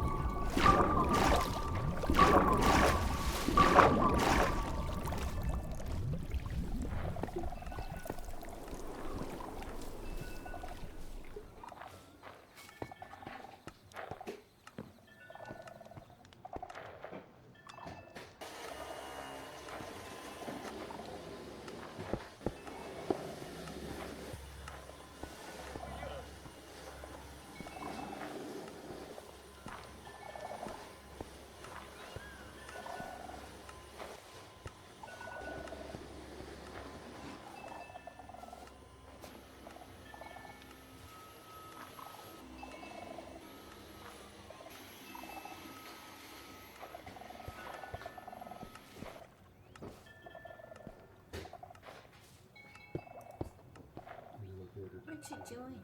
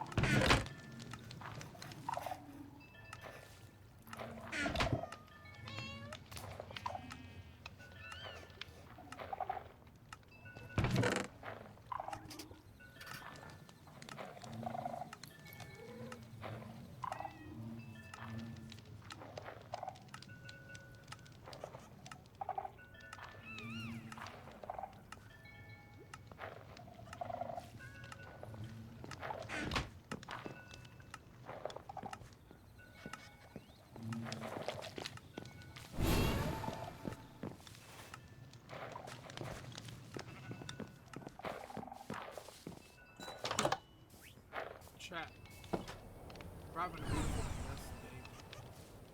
I'm having a beautiful blessed, beautiful day. My sister and I done made some mac and cheese. It's my boy's birthday. I'm not invited. Yeah. Paige, where you flying to when I get back? Where we flying to when I get back?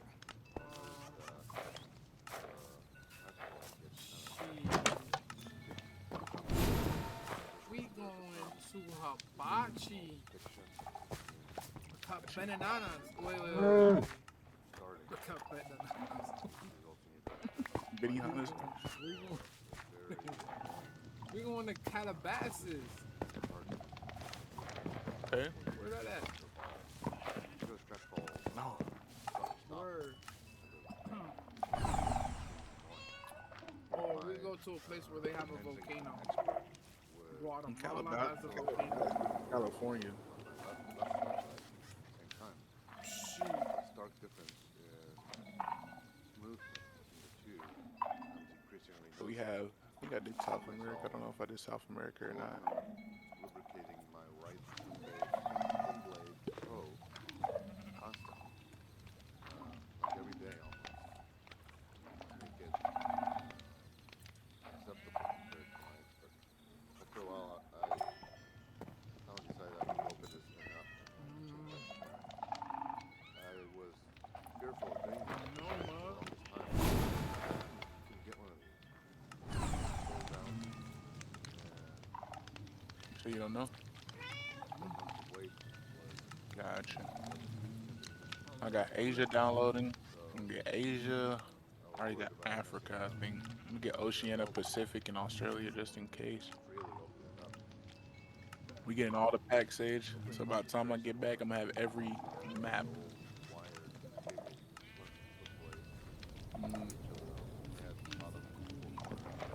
Asia, so we can go to Tokyo and shit, Australia, all that. Okay, blah, blah, blah, Europe, blah, blah, blah. South America should be the last one, so we can hit Brazil.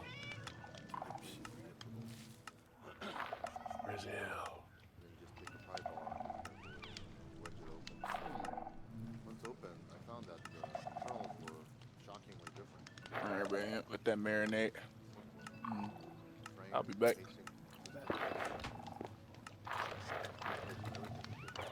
Did use cable connections, though, two of them. I had these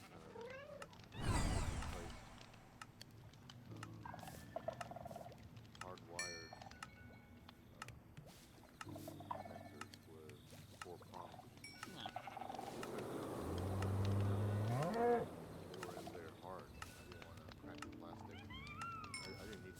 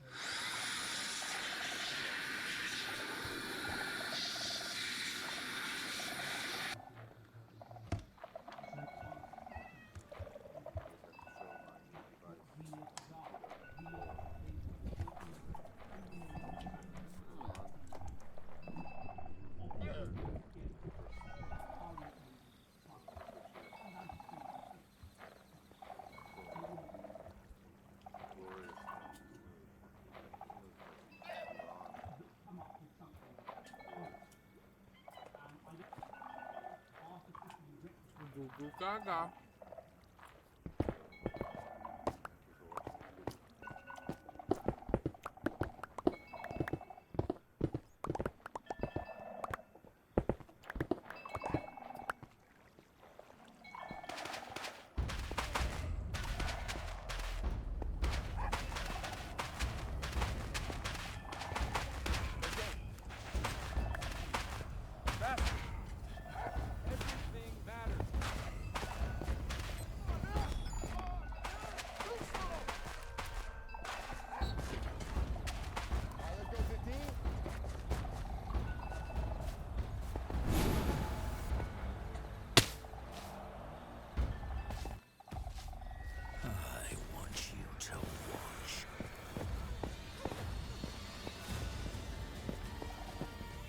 Princess will rip you to shreds. What did you do to me? If you are to stand a chance, you need to take risks. I'm just trying to save my family.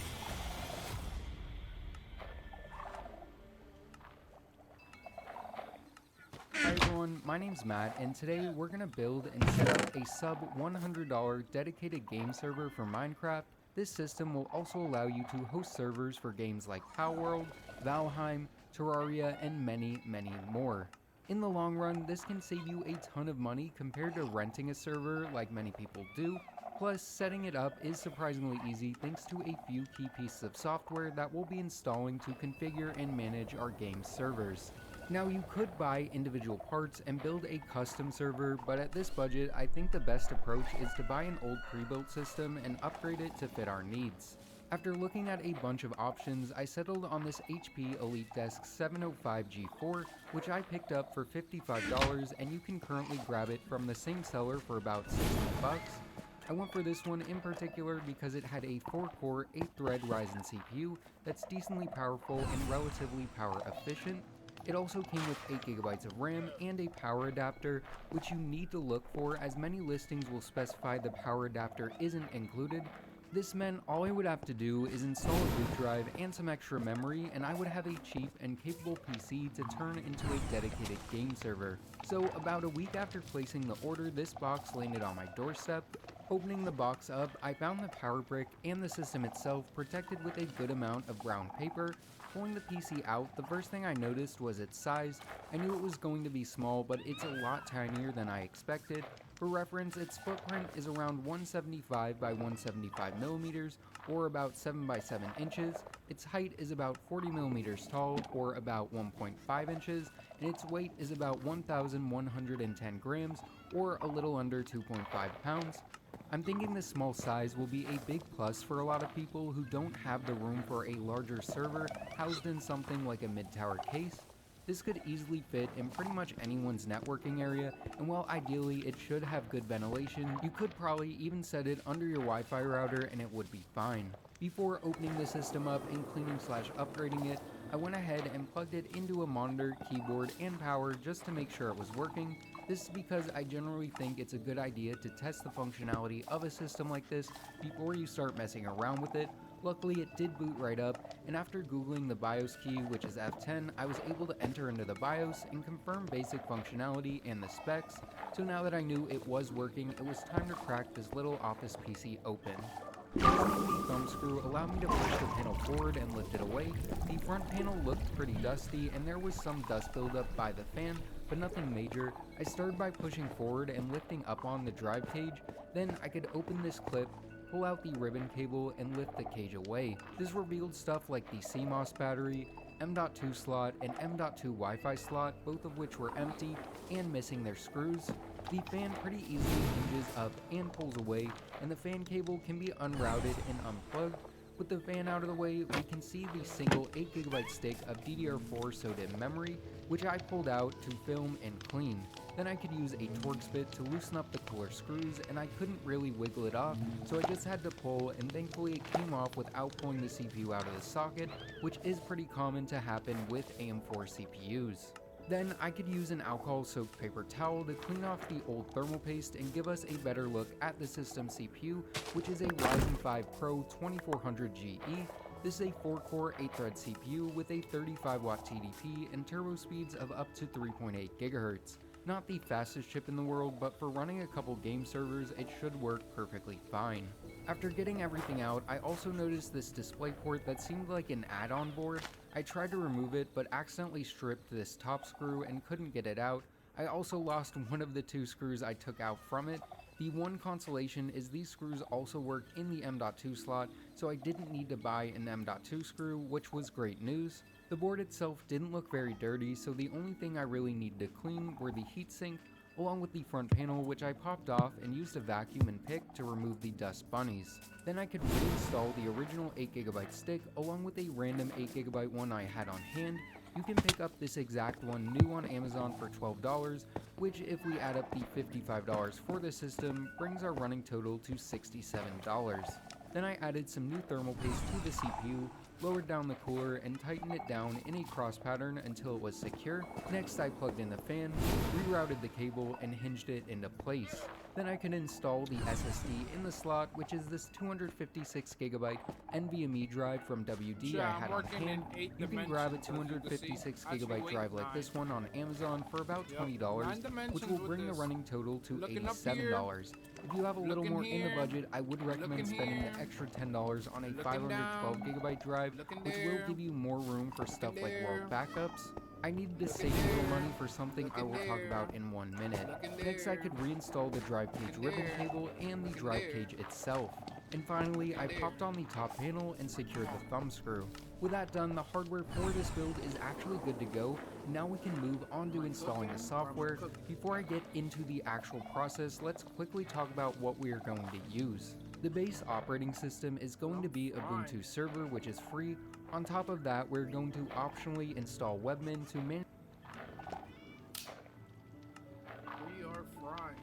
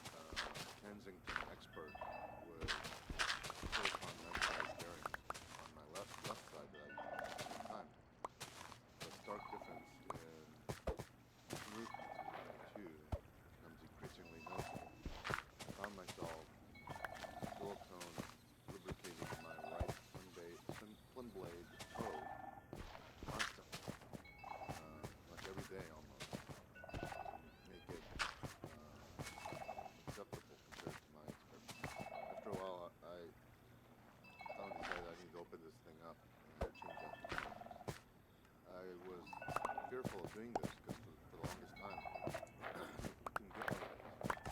They were sold out.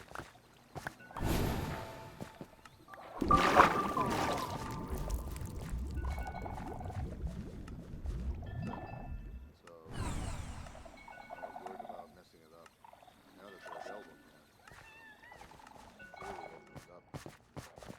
See, the cooling process is very similar from the outside to the old wired cable blade. Each of those head, bottom, four corners, the screw, and develop a central ring as well on the end.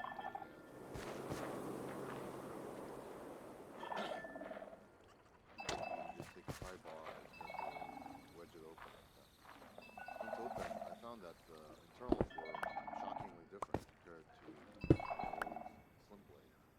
The frame, the casing system was different. The screw plates and everything was different. You could use cable connectors still, two of them.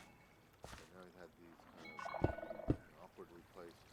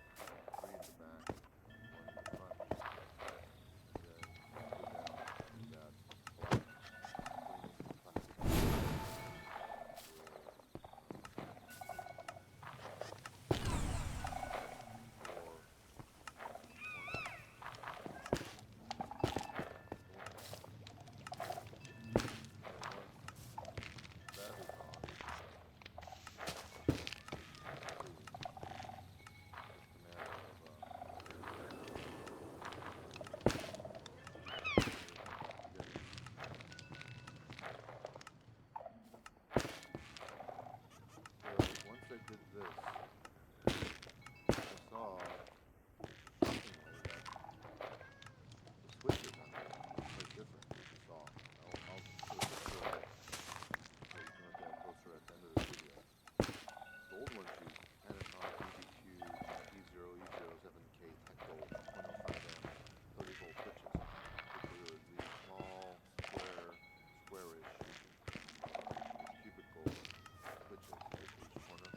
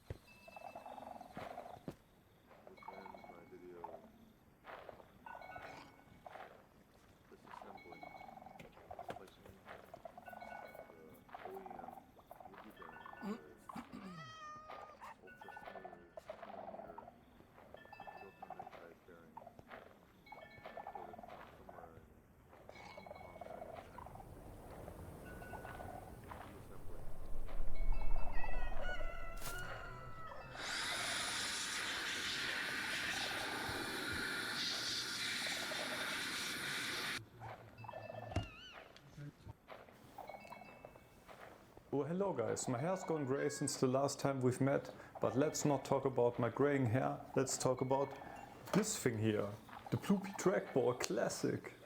Woo! So, after some time of being quite happy using the Elecom Huge, which I'm going to compare the Ploopy to, I fell into the consumerist trap of thinking about trying out a new trackball, which I don't need, and found the Ploopy Classic, which is modeled after the legendary Trackball Explorer and comes with a completely 3D printed shell, roller bearings, open source design, QMK firmware, and PMW 3360 tracking sensor and Omron D2 LS21 switches. I have to say the shape is really nice, plus ball movements are smooth and precise. Ploopy says the choice of USB Type B was because it was cheap and sturdy, but I have to say that most people buying this would not care about spending a bit more for Type C port. Being able to configure basic button mappings using VIA and messing around with the QMK firmware for even more customizability is great. I really wish this would become the norm for all input devices. The hands are not that parallel when resting on the Ploopy. As you can see on the, I hope you can see this, yeah, I think this is fine. They're quite flat and parallel to the desk on the Elecom Huge, and on the Ploopy it's a bit more tilted, which is supposed to be more ergonomic. And I think the fact that you can just replace the ball, that's a standard size, so you can just throw in some billiard balls or whatnot inside, is also a nice touch, because yeah, good luck at replacing this thing. But not all is rosy with the Ploopy Classic. The scroll wheel is really bad. I don't know if you can see this, but it has way too much play and there's no feedback. I mean, it scrolls just fine, but it's not really precise. And this thing on the Elecom Huge, it has some sort of haptic feedback. It does not feel nice to use. And those up and down buttons, I never really use them. I do not care for them. And yeah, it's not that great. Let me say it like that. So for the Ploopy to being worse in that regard, it's quite a huge disappointment. And yeah, this is another thing. When you move the Ploopy around, you really have to get used to the ball popping just out. I mean, most of the time I do not really care. It's when you're transporting it in your backpack, you have to be aware of that, but it makes cleaning a lot easier, because yeah, this is a big problem trying to jank out the trackball on this baby. Yeah, it's not that nice. Anyhow, well, I also noticed that the shell of the Ploopy, for me, my hand gets quite sweaty. And I think this is not the case with this cushioned, gel cushioned, whatever material, this pillow on the Huge. But on the other hand, when this stuff peels off, there's just not a good way to replace it, unfortunately. So let's hope that the rest of it stays on for quite a while. And yeah, well, the thumb buttons, they feel really nice if you press them. Let's see if we can get a better look. Yeah, I mean, they have a nice click, they feel really nice, but the other two buttons here, you can see, I don't know, they feel much more inconsistent while clicking them, and I'm really, I don't know, I wish they were a bit longer, like or shaped differently. The buttons on the Huge, they are much easier to press, and they operate with much less force as well. So yeah, and this button, sometimes when you click it, feels like it gets stuck. So yeah, I don't know. That's. I mean, you can mess around with the button placement. You can open the whole thing up and optimize this. You can also add some sort of, yeah, I don't know, some sort of paper, fold it a couple of times and put some preload on the buttons, so they will be a bit less stiff. and take less force to press, which is the next thing I want to talk about.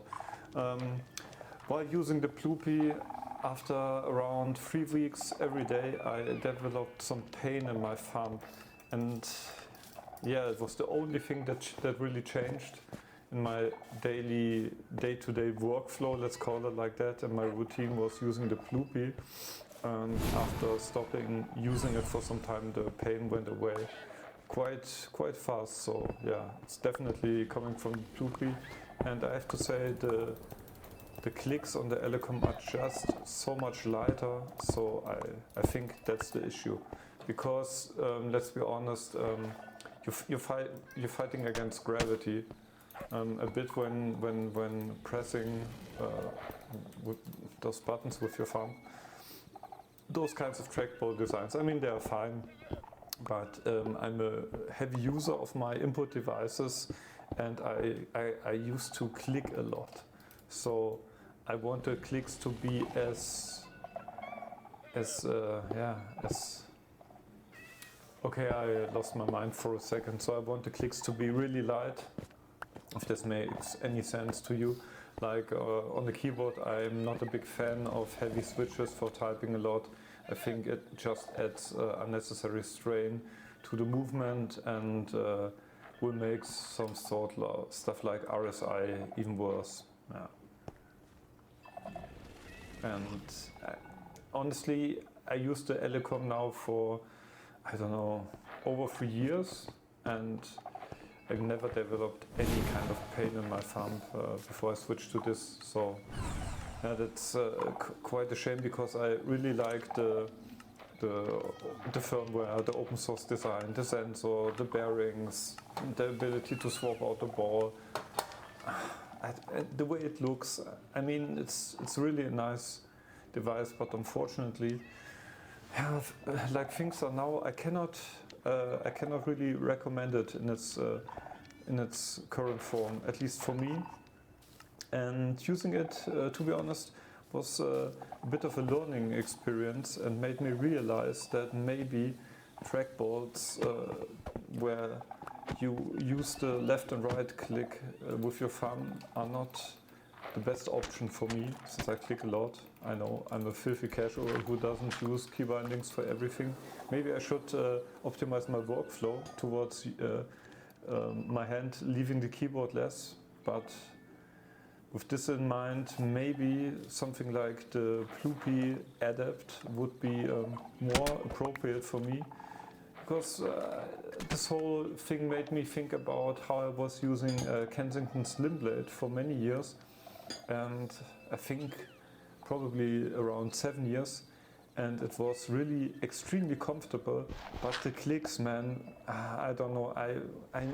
I never liked the feel of the clicks on the Slim Blade, and for me this was a huge deal breaker. So after that I transitioned back to a mouse, and from that to the Huge.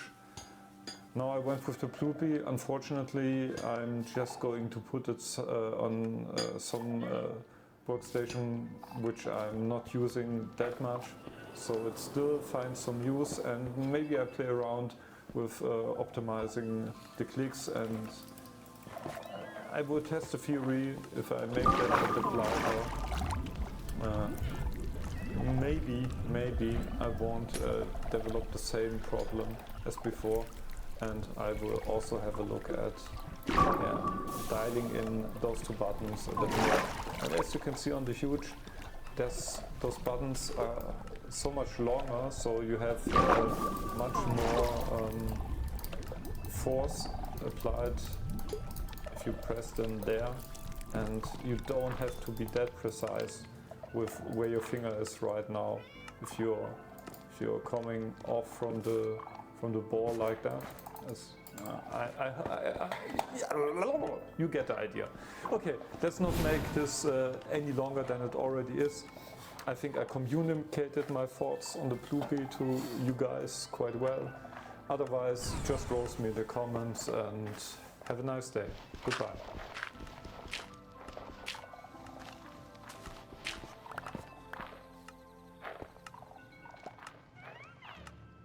This trackball as compared to this trackball, as compared to this type of trackball. I don't know why I've been so obsessed with trackballs my whole life. It's early 90s I've been on a trackball. It might be because my first laptop, the PowerBook, the Macintosh PowerBook, was a trackball. And since then I've been looking to recreate that first experience, trackball.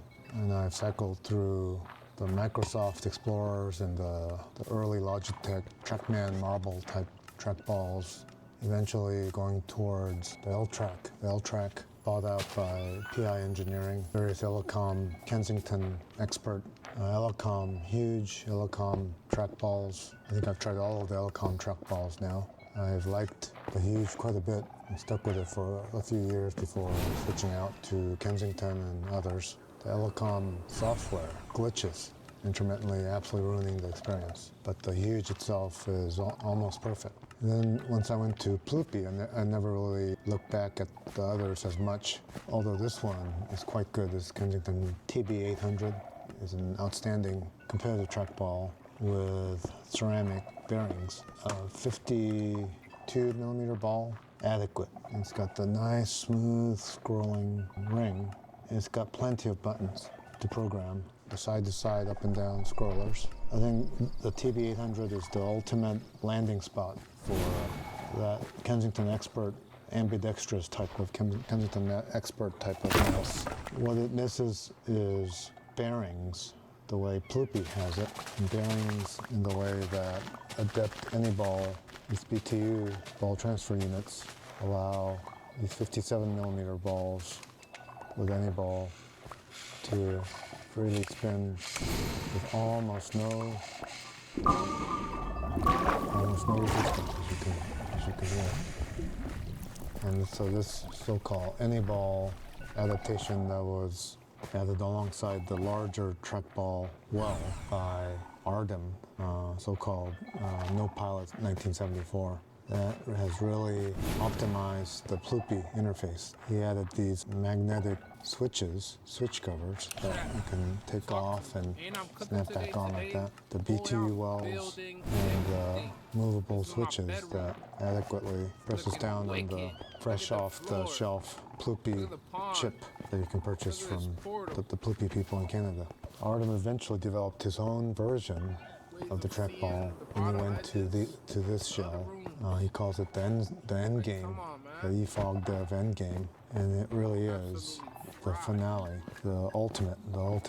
His first shells had this fragility about these connectors that made it very brittle, and these little supports would crack. And so he developed this newer shell that has very sturdy struts underneath, and he has done away with the need for magnetic buttons, although you could still super glue them on top of it. He still has the core BTU. It's got two sensors, as you can see. He's got the throughput for dust, and he included these toggle switches, which this one I taped off because it's annoying when it engages because it moves tab to tab in your browser. But overall, this is probably aptly named the end game because it wants for nothing. This mouse is just about perfected. When you have this size of a mouse, 52 to 57, it really is an optimal rolling surface with optimal inertia, sensitivity, and weight when you use a steel ball like this. So the advantage of this weight is, besides the inertia, the feel of it, is a type of a mechanical low-pass filter. It reduces micro jitter, smooth momentum and movement. It slows micro adjustments, thereby allows higher precision in small movements, but at the same time allows you, with just a flick, to go from window to window. When you have a 6 large screen setup the way I do, I would imagine like music producers, people involved in stocks and bonds and currency trading with multiple screens open at once, time sensitive, would benefit from these traits. So high mass effects, and the ball material itself gives you kind of a sense of quality, stability, sturdiness, and just increases your confidence. Just mouse movements and moving about computer screen. That is hard to describe and hard to improve upon it. I think once you move to 60 to 68 millimeters, the smoothness is maximized, but then the weight starts mashing down on the BTU units, so you have to make sure that it won't crack your shell. One of the issues with these large balls I found is that, so when you have, this is a 65, 63.48. So when you have a 63.48 diameter steel ball, the momentum you're going to experience is absolutely tremendous. The inertia is just enormous. It's extremely pleasing to the feel. And the roll starts with a little bit of effort, but then you can fine control it to a great degree. The problem is the mirror finish luster on this creates laser scatter to the point where it does not track. It does not track reliably. And so you have to etch it or micro etch it. I think I've shown it before using like citric acid and steel, tiny steel rods in a vibrating bowl. Then it will track. It will track. But there's increased jitter to the tracking, at least on this particular, what do you call it, micro abrasions that I set up on it. I'll have to do it in a different way.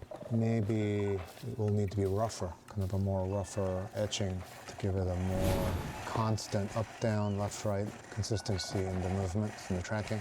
It was quite pleasing to the feel. Very satisfying movements feeling.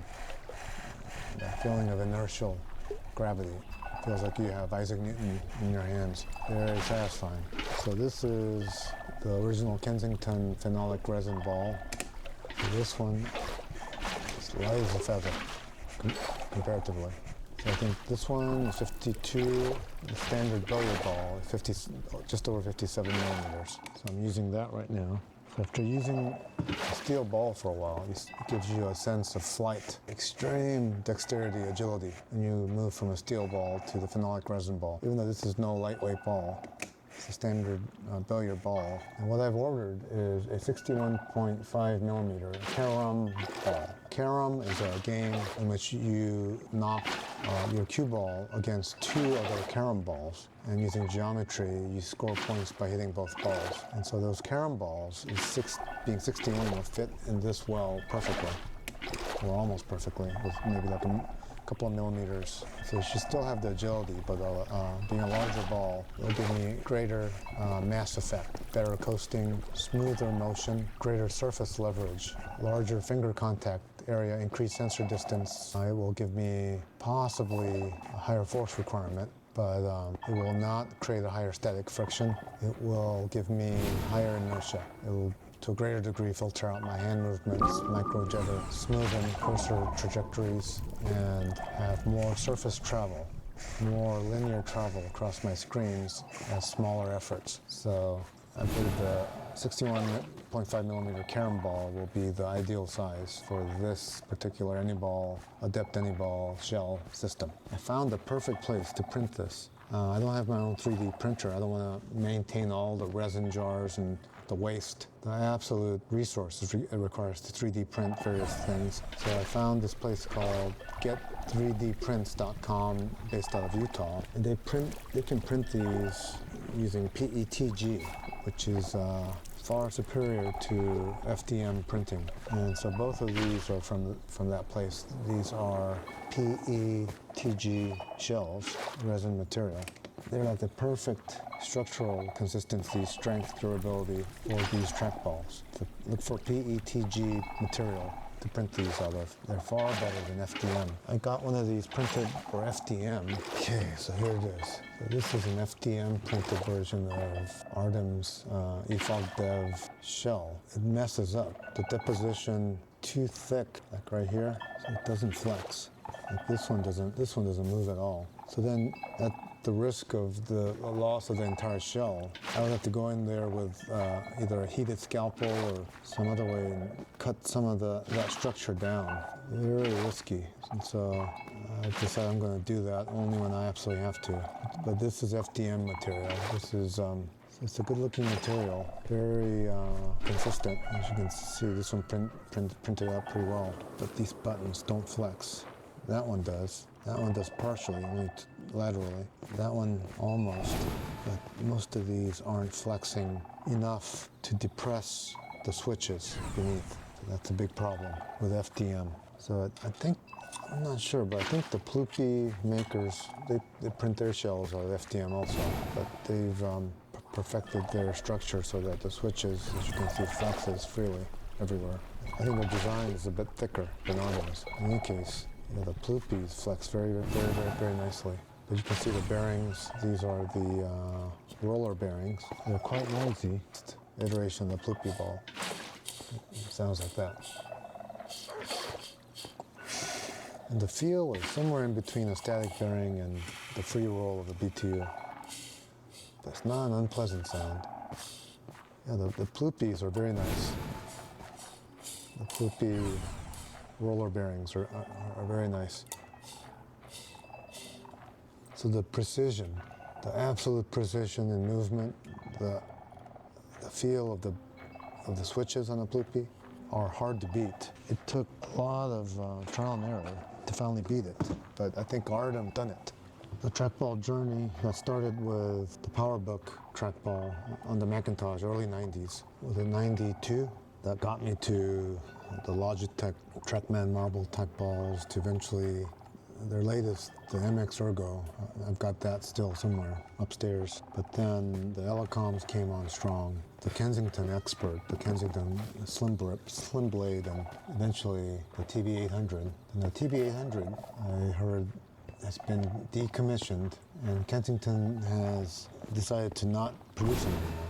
A bunch of kind of autistic people on Reddit made fun of it, and Kensington decided to pick up their ball and just go home. Kind of a stupid situation all around, but I'm glad I've got my TB800. I'm very happy with it. It works very well. I do not experience that loss of motion horizontally, laterally, whatever they're describing. For those weird people who move their ball by resting their hands right here, I mean, I don't do that. So I move my ball from below like this, and so I've not experienced that problem. But it's too bad this has been decommissioned, because besides the Plupi, that is probably the best trackball. Or this is probably superior to the Plupi, actually. It's just that it uses static bearings instead of rolling bearings. The bearings are inferior on this, but everything else about it is superior to Plupi. So overall, I think this is the best trackball on the market, or was. But to get the best trackball on the market, you have to go to Artem in Ukraine and order one of these for yourself. Put in Rexroth BTUs, and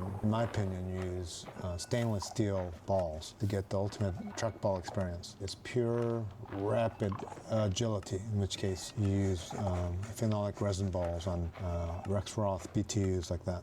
This one has the switch covers, the magnetic switch covers from my old transparent or translucent shell, but it's sitting on the black PETG shell of the Anyball. And since I decided I didn't want to mess with all that magnet stuff, I just super glued the covers directly onto it. These can never be removed again.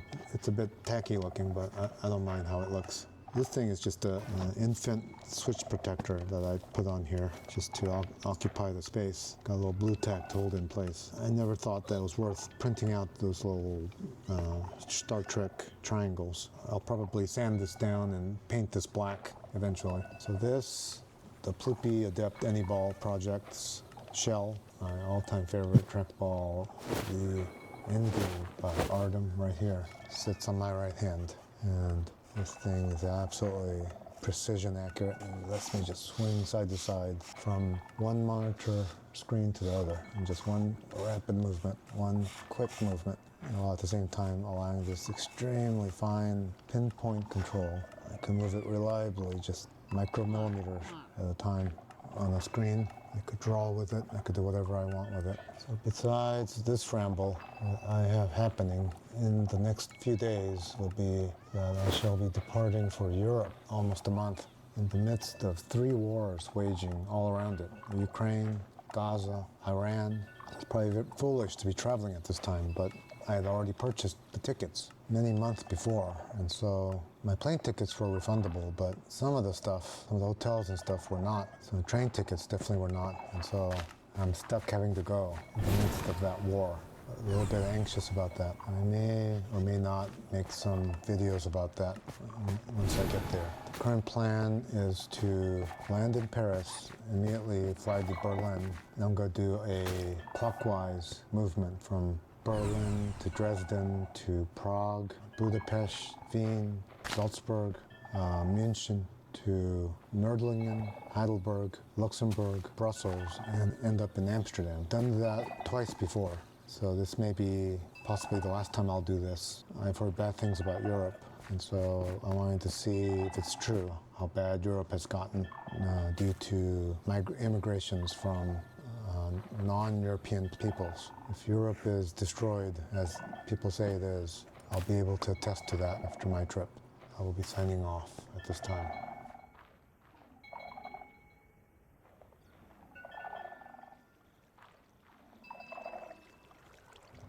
Running your first 5K?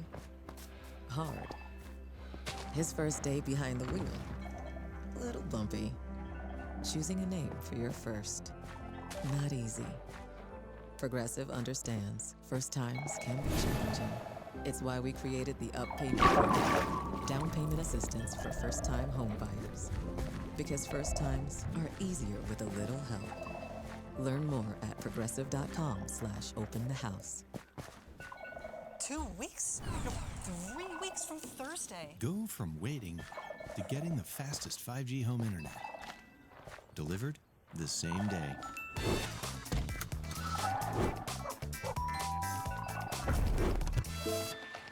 Fast internet, now delivered the fastest. Save the day. T-Mobile 5G home internet, delivered same day, just $50 a month. No voice plan required.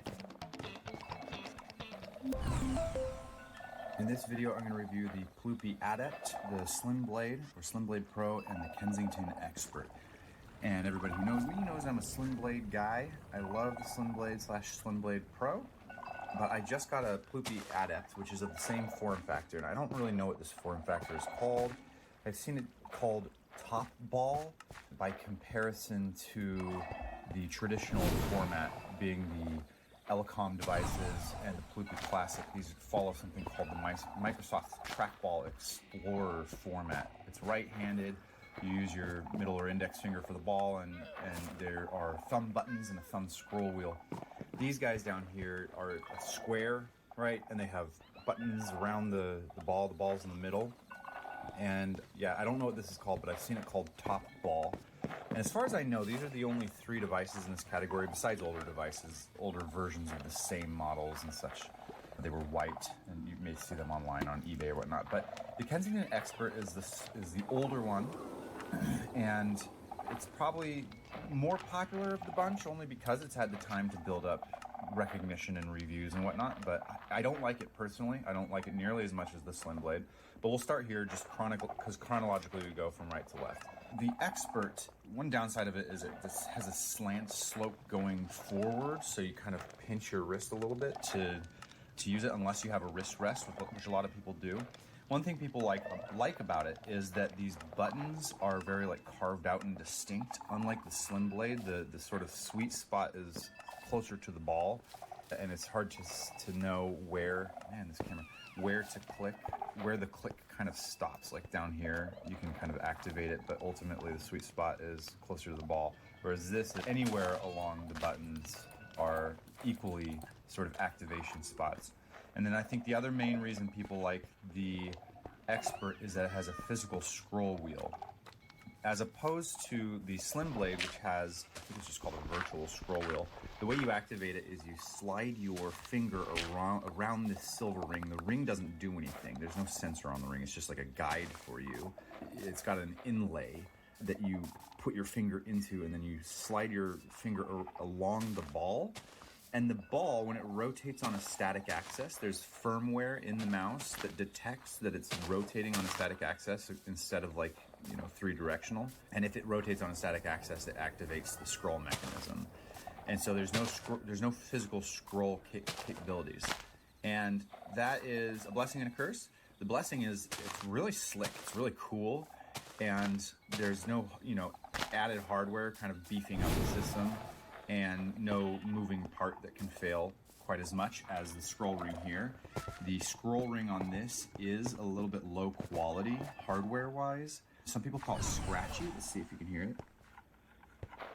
I don't know if I'd describe it as scratchy, but I find it to be, it's just low quality. It's hard to explain. When you start scrolling, it scrolls in hops. Like some of the scrolls don't get registered, and then some other scrolls get like double registered or something. So it just doesn't feel very snappy or responsive. So I personally prefer the virtual scroll over the hardware scroll, the hard scroll. But one reason I think people like this physical scroll wheel is if they use software like AutoCAD or 3D modeling, 3D Studio Max, Maya, music software, or graphic design, you can, like, let's say you click a character and you are moving the visual pane around and zooming at the same time. You have all three axes separate from each other, so you get more freedom. Whereas this, when you're doing the single axis scroll, you're effectively deactivating the cursor. So you can't do click and drag and scroll at the same time. You can only do click and scroll or click and drag. So I think that's why some people still prefer the Expert. But overall, the Expert is just older hardware. This is, the Slim Blade is their refreshed version of the Expert in a sense. This is their older device and this is their newer device. What you're looking at on the screen is the Slim Blade Pro. What you're looking at on my desk is the Slim Blade, the standard Slim Blade, the older edition. Slim Blade Pro has a lot of improvements, newer hardware. Somebody did a deep dive on some of the hardware improvements of the Slim Blade Pro over the Slim Blade, and because they don't really advertise it on their website or showcase what the improvements are, except for the 3 different connectivity options. It has wired, wireless, and Bluetooth, where the old Slim Blade is just wired. But they don't really advertise what other improvements there are. And somebody did some tests and identified at the very least that it has a faster polling refresh rate, which is useful for gaming. A lot of people don't use the Kensington mice or the Elecom mice for gaming, partly because of the polling refresh rate. It's not fast enough in a sense, and also because of the static bearings. And the static bearings are these little nubbins that protrude from the inner bowl. They're just material that is a certain type of material that's easy to glide the ball across and not break down, not degrade over time. And the benefit of that is they're just really easy to work with, and they're very smooth when there's no gunk on the bearings. But if there's gunk on the bearings, you experience something called stiction. And stiction is when you're moving the ball in macro motions, large sweeping motions, then everything feels really smooth. But when you're trying to get down to that 1 pixel and just click on a single pixel or something very small on the screen, or slow your mouse down, what typically happens is as you're slowing down, it starts to creak almost, like each motion is little jerky dots, and it's hard to get a very fluid, precise hone in on very small things on the screen. So it's hard to be extremely precise with static bearing based mice, because these static bearings build up gunk around them, and then what you typically have to do is clean that out to sort of remove the stiction. I use this little pen thing, and it's got a brush, and it's got this like marker piece, and you can brush the gunk out, just the really loose debris, and then if you want to get really hardcore, you can use this rubber part and scrape it off, and then brush what's left off. And so these both have static bearings, so they both experience stiction, but significantly less than the Elecom devices. The Elecoms are very notorious for just tons of stiction. A lot of people physically take these devices apart and replace the bearings with aftermarket bearings, and it's no easy task to take them apart. They're not meant to be hot swappable, and so it's kind of a DIY job. So older device, some people prefer it, I think primarily because of the physical scroll wheel, which gives them added freedom for whatever software they use. But they also say that these key switches are like more predictable, because anywhere on the key that you see the lines around, you can click on. And a lot of people say that these key switches are higher quality, kind of like old refrigerator style. They don't make them like they used to.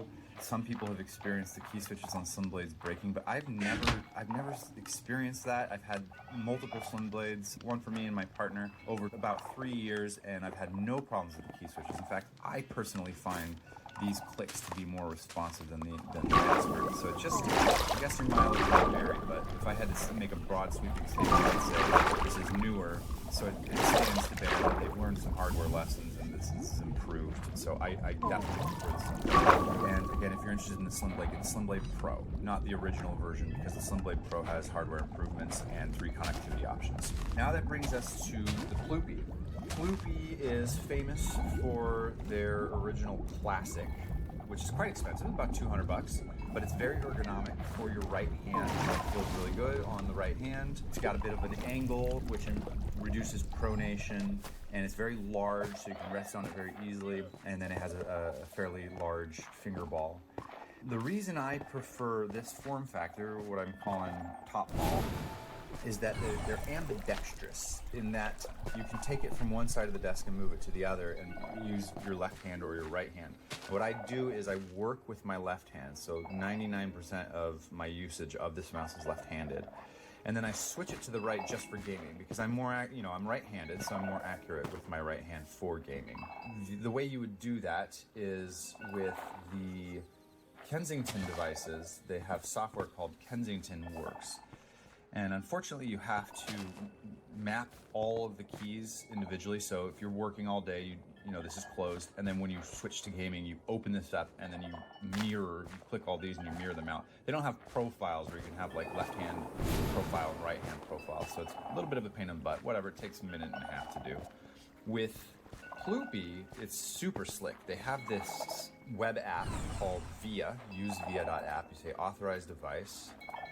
And you're just plugged in and the web app itself has access to remap the keys. And it saves it to the device. It saves the mapping to the device. So if you move this now to your other machine, it stays the same, which is extra cool because then you don't have to worry about keeping software running and what machine you're on. There's no added overhead of software running to map keys.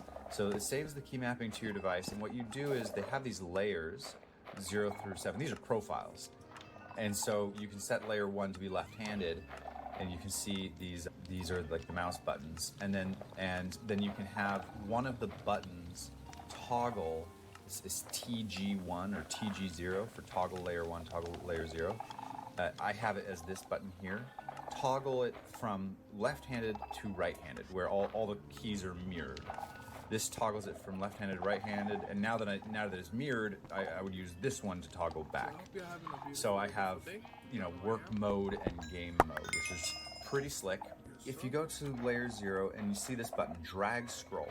The way you scroll with a Ploopy Adept, in comparison to the Slim Blade, you want single axis swipe.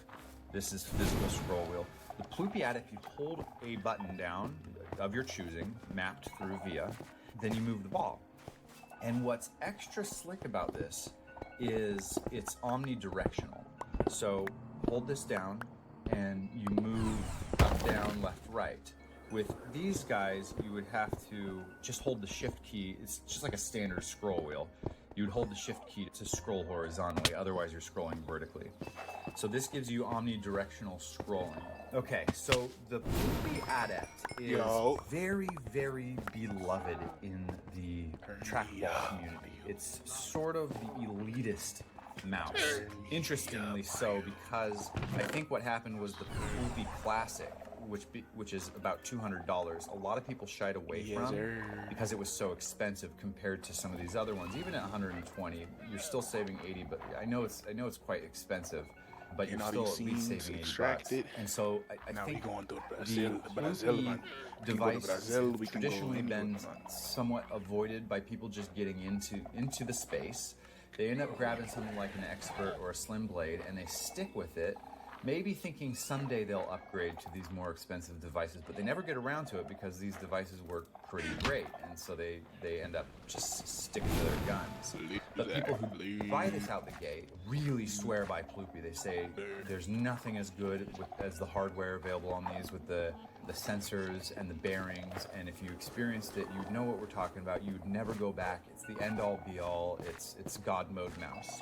So I was excited to grab the Adept to try out for that reason, and it's half the price of the Classic. It's $100. Now we're in the standard territory. Actually, it's cheaper than that because it's Canadian dollars, so it's about like $90 USD. And while getting all that hardware everybody raves about of the Ploopy Classic, most of the Ploopies, they use similar hardware like the sensor and the bearings. The bearings are not static bearings, they're dynamic bearings, the opposite of static bearings. That means that they move and the ball moves. So the bearings rotate and the ball rotates.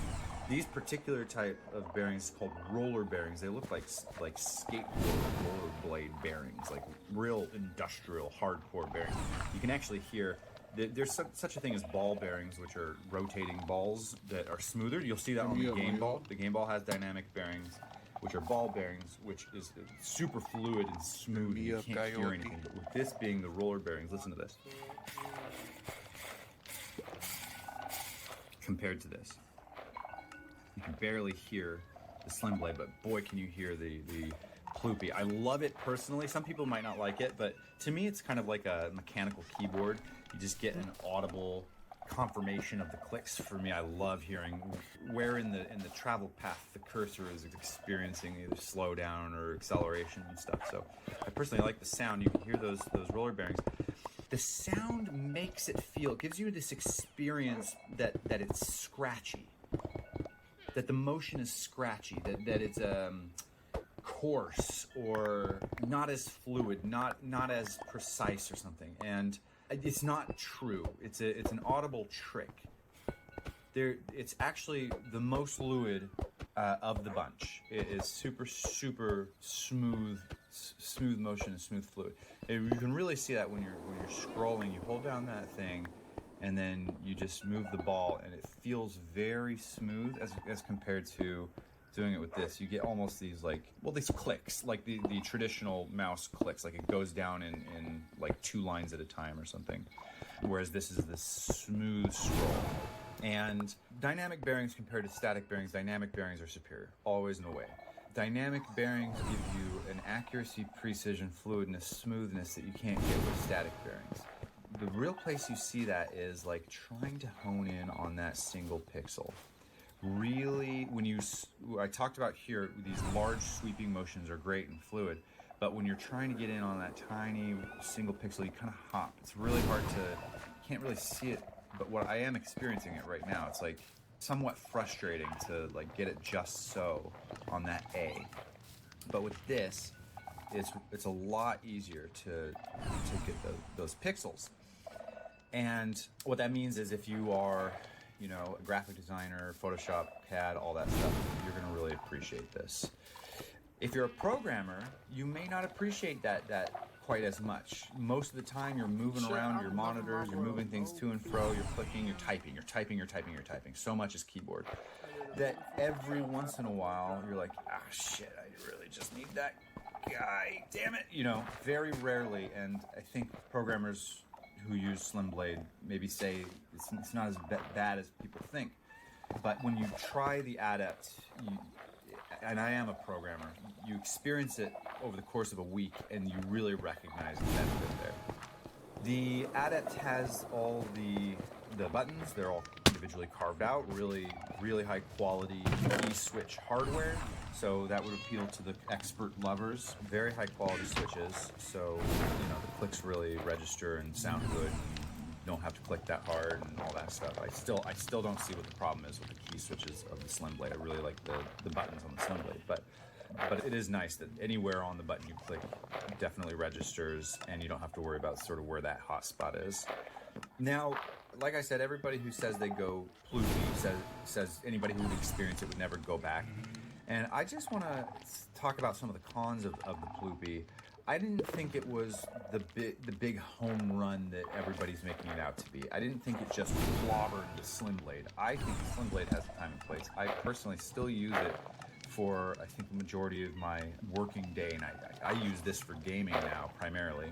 The thing is, so the device size and the ball size are significantly smaller than the Slim Blade. The device size is about ergonomics. So with the Slim Blade, you just kind of rest your hand over it and you move this around. You can see my thumb isn't pinched, and when I'm ready to click, I click, and it's really comfortable to just rest your hand over the thing. My pinky here is just resting down. If I need to, this is the close button, top there. Let's do that again. So like, you can just see that I'm not reaching too far and I'm not pinched in too small. But with the Ploopy, it being so much smaller, you can see my thumb is curled inward. My pinky is really curled inward. If I decide to keep my primary fingers that I'm using so frequently down, which I kind of do a lot, so that they're ready to press, then you'll see that my hand is kind of pinched inward. Now, I think that's just a little worse ergonomics. And this button over here is a bit of a reach compared to this, where it's closer to the ball, I think. This is a bit of a reach. That's fine. Now, I will say, even with the sort of knuckle curl that I'm doing, because it is a smaller device, I don't think it's quite as ergonomic. However, it is not a problem. I have pretty severe RSI, and that RSI manifests if I were to use a standard mouse for just a day, or if I were to use, you know, a thumb ball mouse for just 8 hours of work, my RSI flares up right away. I can tell right away that this is not working out ergonomically. But having used this for 2 weeks, I have not experienced any type of pain whatsoever. So I think that ergonomic assessment that I'm, you know, visually, I'm curling my knuckles a little bit compared to this. Maybe it's just in my head, and maybe it really just doesn't translate to any sort of pain on your joints in the long term whatsoever. I would know it if that were the case. I would feel it right away. I'm lucky that way. In reviewing these different mice, I can tell you firsthand whether this thing is going to hurt or not, and this doesn't hurt. So this whole pinchy thing, take it with a grain of salt. It doesn't seem to translate to any sort of pain. But the ball size, this is the kicker. 44 millimeters, I believe, 55 millimeters. A lot larger. Now, larger balls give you more bang for buck in a single motion.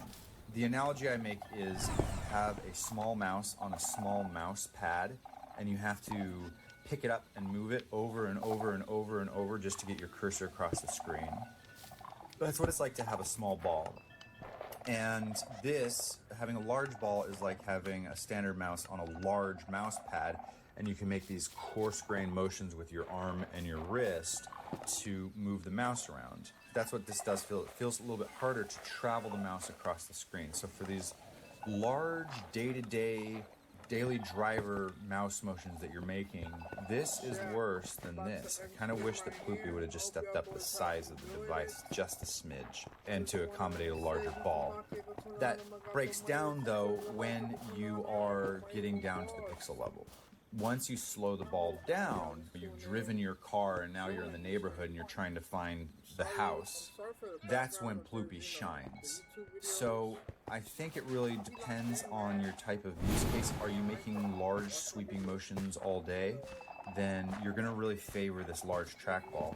But when it comes to tiny micro motions and pixel perfection, you're going to favor not the small trackball. Smaller balls are never better than bigger balls.